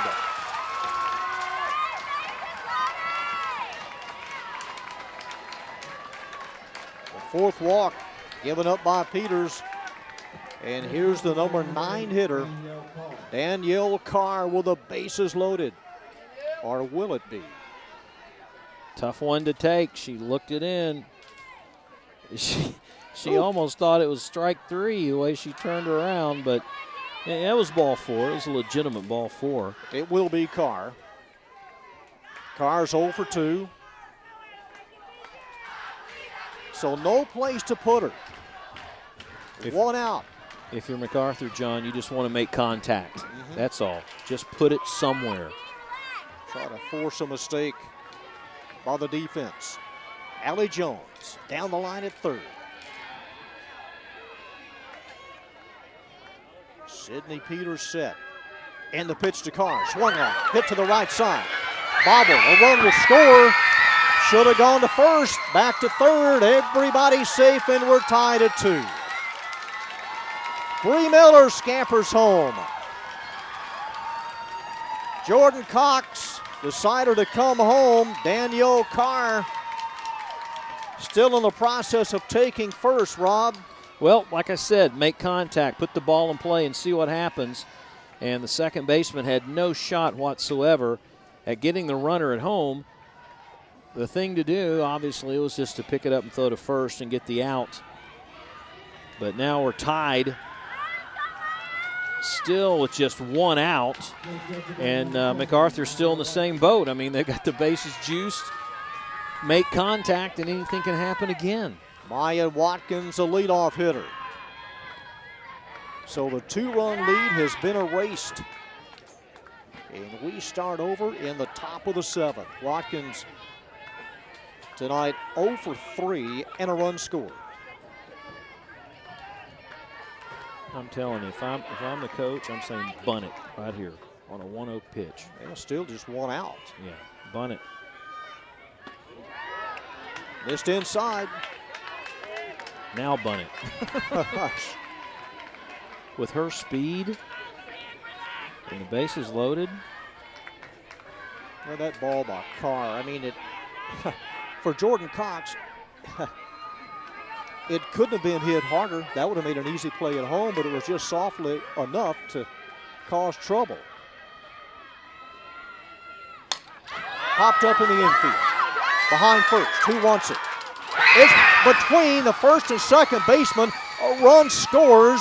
There's the force at second. Out number 2. It is 3-2. Infield fly rule. Infield fly Well, rule. now wait a minute. She's out. You're right. Yeah, yes. Every base occupied, less than 2 outs. It is an infield fly. That's out number 2. Bases remain loaded. So Watkins is out.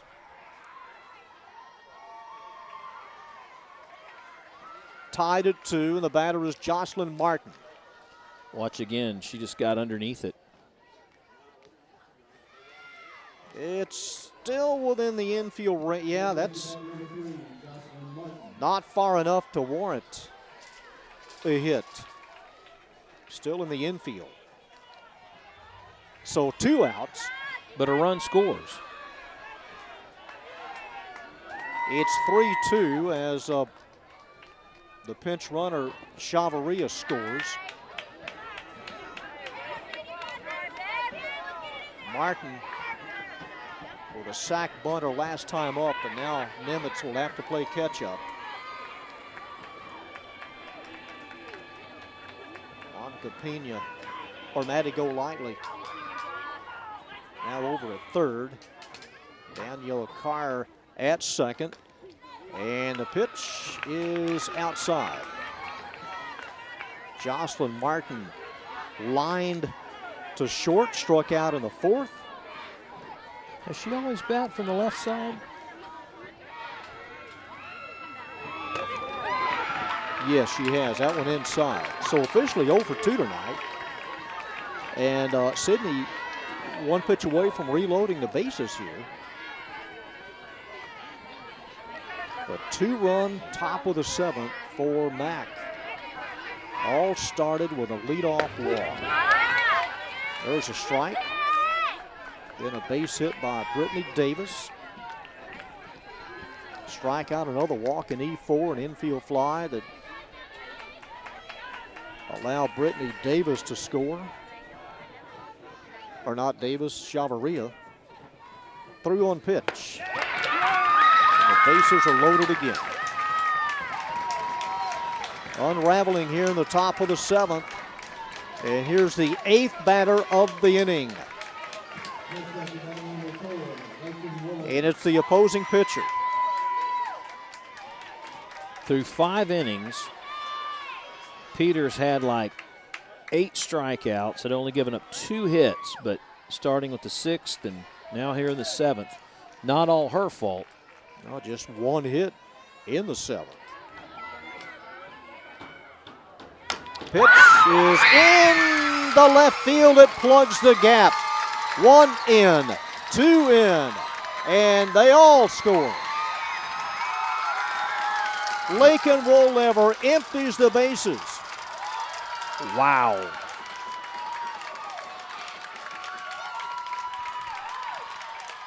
Clutch hitting for the senior, with the bases juiced right over the shortstop's head, gets past the left fielder Dar all the way to the wall, and with the speed on the bases, this was easy for Coach MCTEE to send everybody in, and just like that, it's a 6-2 lead for MacArthur. Well, it gives Lakin now the potential win. She was the losing pitcher for a while, and now a defensive change. Well, Shelby's sister's now out to pitch. Sydney goes to center. Peter's sister.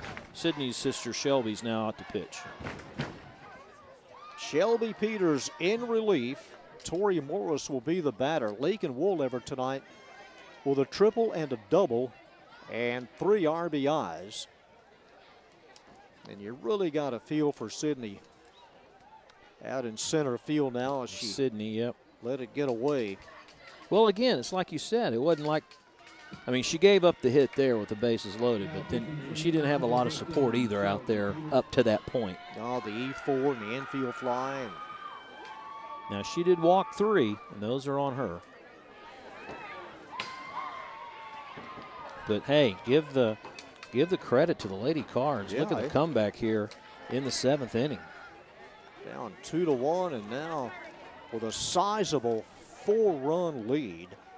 Shelby Peters, the sophomore, now in the circle for Nimitz. And the batter will be the 9th batter this inning. First baseman Tori Morris, 0 for 3. Next up to bat number 9. It can change in a hurry. And it just did.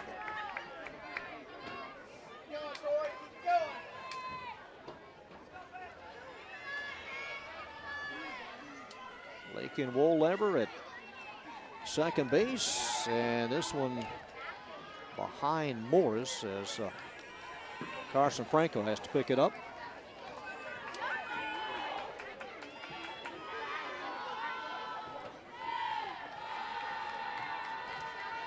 Tough spot for the sophomore to come in. Real tough. Hard hit by the third baseman, Allie Jones. There's the late tag trying to get Woollever.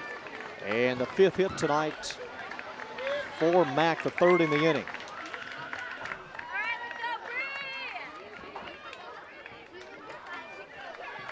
Next up to bat number 2, Bree Miller. This brings up the 10th batter of the inning, Bree Miller. It all started with Bree. She walked.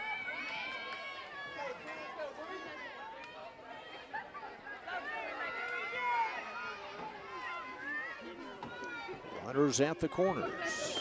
And Shelby Peters misses inside.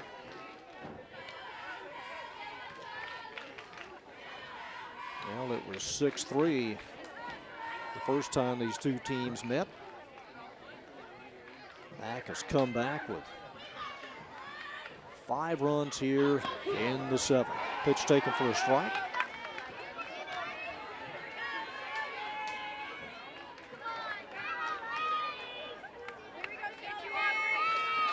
Lady Vikings trying to nail down this 3rd out. This one chopped foul wide of 3rd by the coach, Scott McTeague. Again, Sydney Peters goes to center field.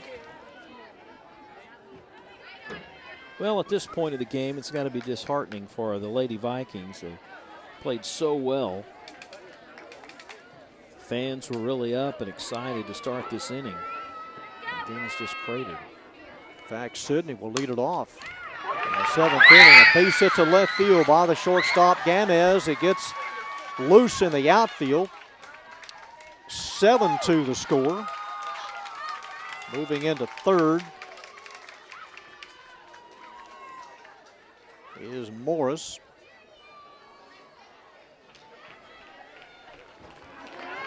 First of all, they couldn't make any contact, and now every time they make contact, it's through the gloves and right in the hole, and extra bases ensue.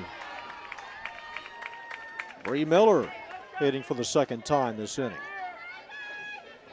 Davis.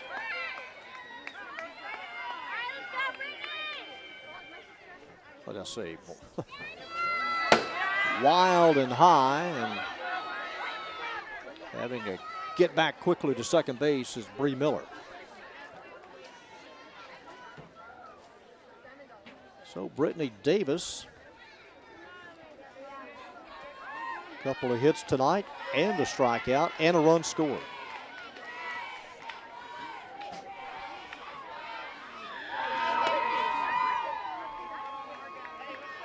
Pitch up high, ball 2. Last 2 batters for Shelby, at least, well, the one prior, She got it down to 2 strikes, just can't get that last strike. Yeah.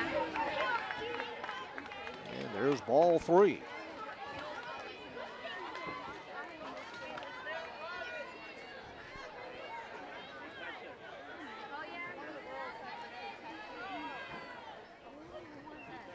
Brittany, the 12th batter of the inning, and no more flash bulbs. You can see the cameras and some flashes behind the home plate. And now the base umpire. Yeah, the plate umpire was yelling at the wrong side. It was more to this side, to the right side. Taking pictures with a flash and holding up things for just a few minutes. Maybe here. they were taking selfies. I don't. Have you bought your selfie stick yet, John? No, I haven't. I haven't reached in the wallet to make a purchase. No. Here's the next pitch. Up high, and the bases loaded for the 3rd time this inning. Just can't get this 3rd out. And that's going to draw Deanna Williams out of the first base dugout. She's more than likely, she may go with somebody else. I think she is. And going to be number 17. Megan Cooper. Megan Cooper, another sophomore. 7-2, 6 runs here in the 7th inning for Mac. 13 batters now in this inning. And Bianca Gonzalez is the next hitter. As fans of girls softball, we have seen Megan pitch in summer league play on ICTN. That delivery is hard to forget. She has like a compact boom, and here it comes. Well, yeah. We have pretty seen her, good. Yeah, we've seen her a couple of summers in a row with the Irving Girls Softball League, and now here she is pitching in district, last game of the season, hoping to stop the carnage here in the 7th. 4 hits this inning. Numerous walks, and Bianca Gonzalez is a batter with 2 outs. She struck out her last time up. Which was this inning. Yeah, about 20 minutes ago. A 2-1 lead is now gone by the wayside. And Cooper misses inside on the first pitch.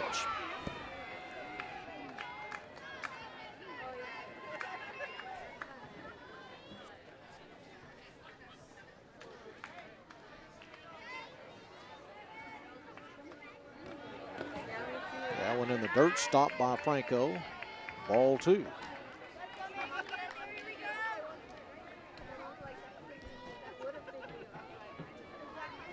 Six runs on 6 hits.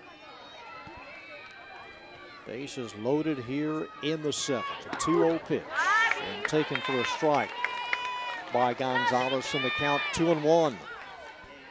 Got to let Cooper try to come in and challenge Gonzalez again.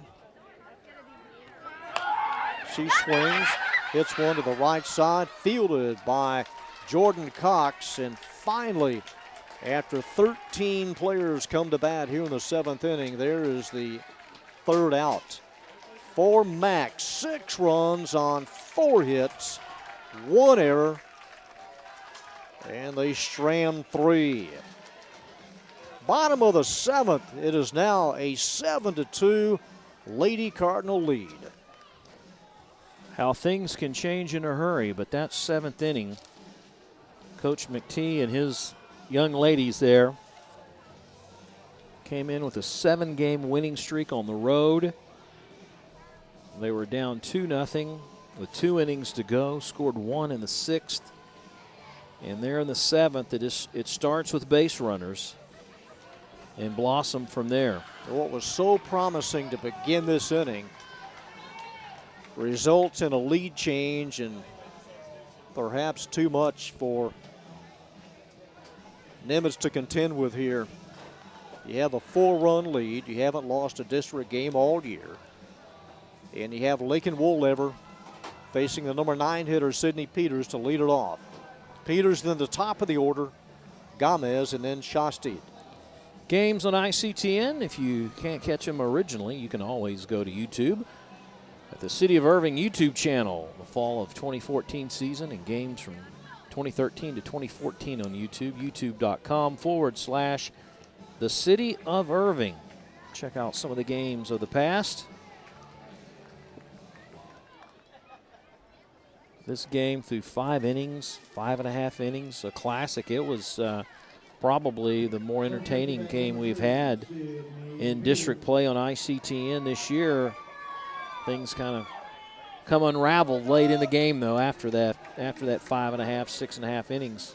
Lady Cards trying to snap a 6-game winning streak by Nimitz, and more importantly, finish a perfect district season. Sidney Peters walked her last time up, leads it off, and Lakin gets the outside edge for a strike.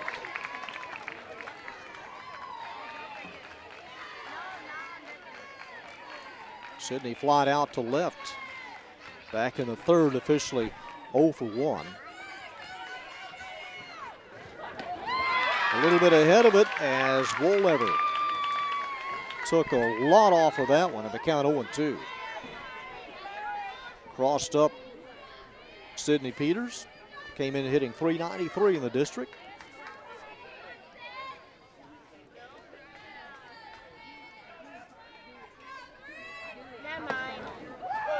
Jumps away from that one on a ball inside in the count 1-2. Woollever thought she would get that last pitch.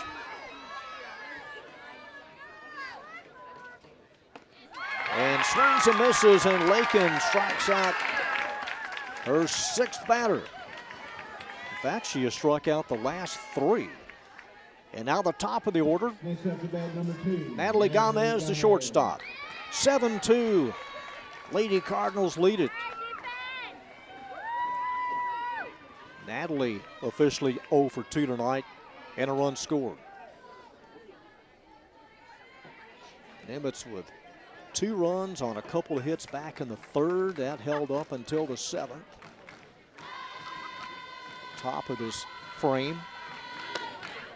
And the pitch outside. Lakin would go to a perfect 6-0 in the district. Speaking of perfect, just think you win your first district title with an undefeated record. And that could be the Lady Cardinals. With the record. Probably will be with a 5-run lead here. Valerie Shastid on deck. She has a couple of hits tonight. Yeah, her and Jones, they've had a good night, the 2 and 3 hitter. 4 hits between them. Up the middle and by Woollever into center field, and a 1-out single for Natalie Gomez. 7th hit tonight for the Lady Vikings. And here's Valerie Shastid, the right fielder. She has a run scored. Natalie now with her 19th hit of the year. Allie Jones has 20 in district. 1 on, 1 out. And the pitch low.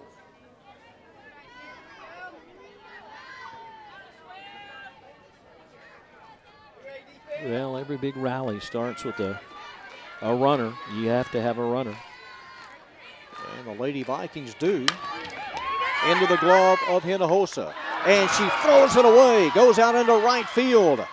Gomez will move over to third.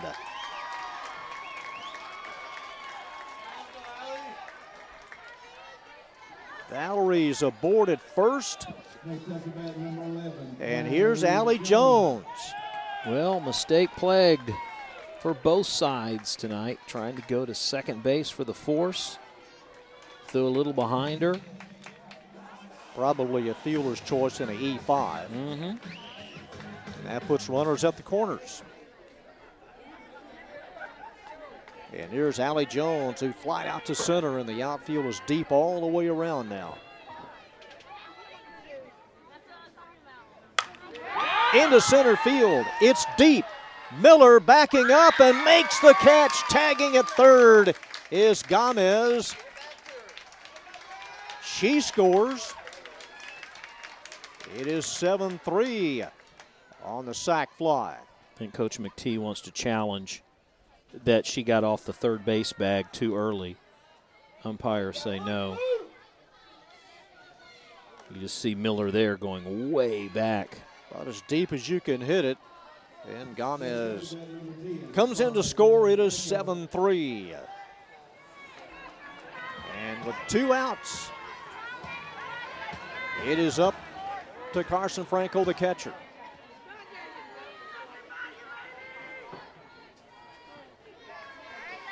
Grounded out to second. Her last time up. And takes ball 1. She has flied out to right twice. Getting back to Jones, you know, the 2 doubles and the fly out to center, every one of her at-bats went deep to the outfield. Up the middle, into center field. Carson Franco keeps it alive here for the Lady Vikings. Hey, give them credit. They're not going down easy, are they? 8 hits now in the game. Good pitch and a good at-bat for Carson. And with 2 outs, here's Zoe Hernandez. Got a pinch runner over at first base. Angel Noguez? Noguez, a senior. On senior night, Zoe Hernandez. 1 for 3. Rounded out to second, her last time up. 7-3 the score. Runners on first and second. And the first pitch is a strike. Bacon trying to end it here. The difference in this inning for pitchers, you know, for Peters, she had just a 1-run lead to try to protect, and Woolever came in with a nice cushion, so she could be a little bit more, I don't know, easy with her tosses, although she hits that batter. Hernandez is hit on the left leg, and the bases are loaded. First hit batter tonight.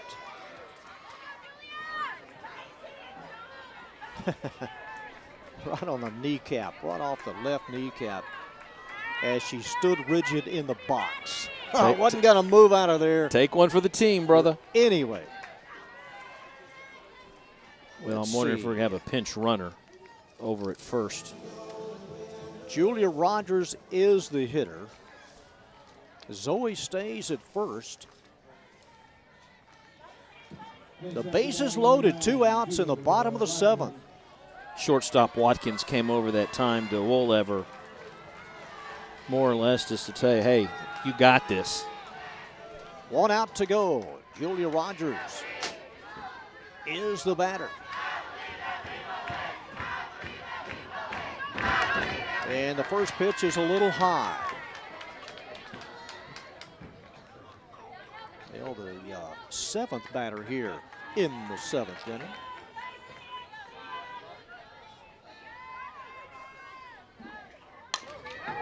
Ground ball in and out of the glove and stays with it. Hinojosa, the force out at third. Hinojosa fought it off, and the Lady Cardinals wrap up a perfect district record of 12-0. Rob, she put the ball in play. I mean, Rogers able to put it in play, and a win for Lakin Woolever, and the comeback win tonight for Mac. Well, the last out of the game couldn't be easy, could it? As Hinojosa had to bobble that one, but she stuck with it and got the force out. And speaking of just sticking with it, it's the district champions who finished the season undefeated with a come-from-behind win over their rivals Irving MacArthur, as you take a look at Woollever there in the middle of the crowd. She might not have had a lot of strikeouts in this game, but she was solid. And it was just some fielding and some mental errors there, combined with some walks that the Lady Vikes gave up in the top of the 7th. And give MacArthur credit. I mean, they were given some opportunities, but they did more than just take advantage of what they took that opportunity and just went another step further and came up with those 6 runs in the 7th, and that's the difference of the ball game. Headed to the playoffs and a perfect season.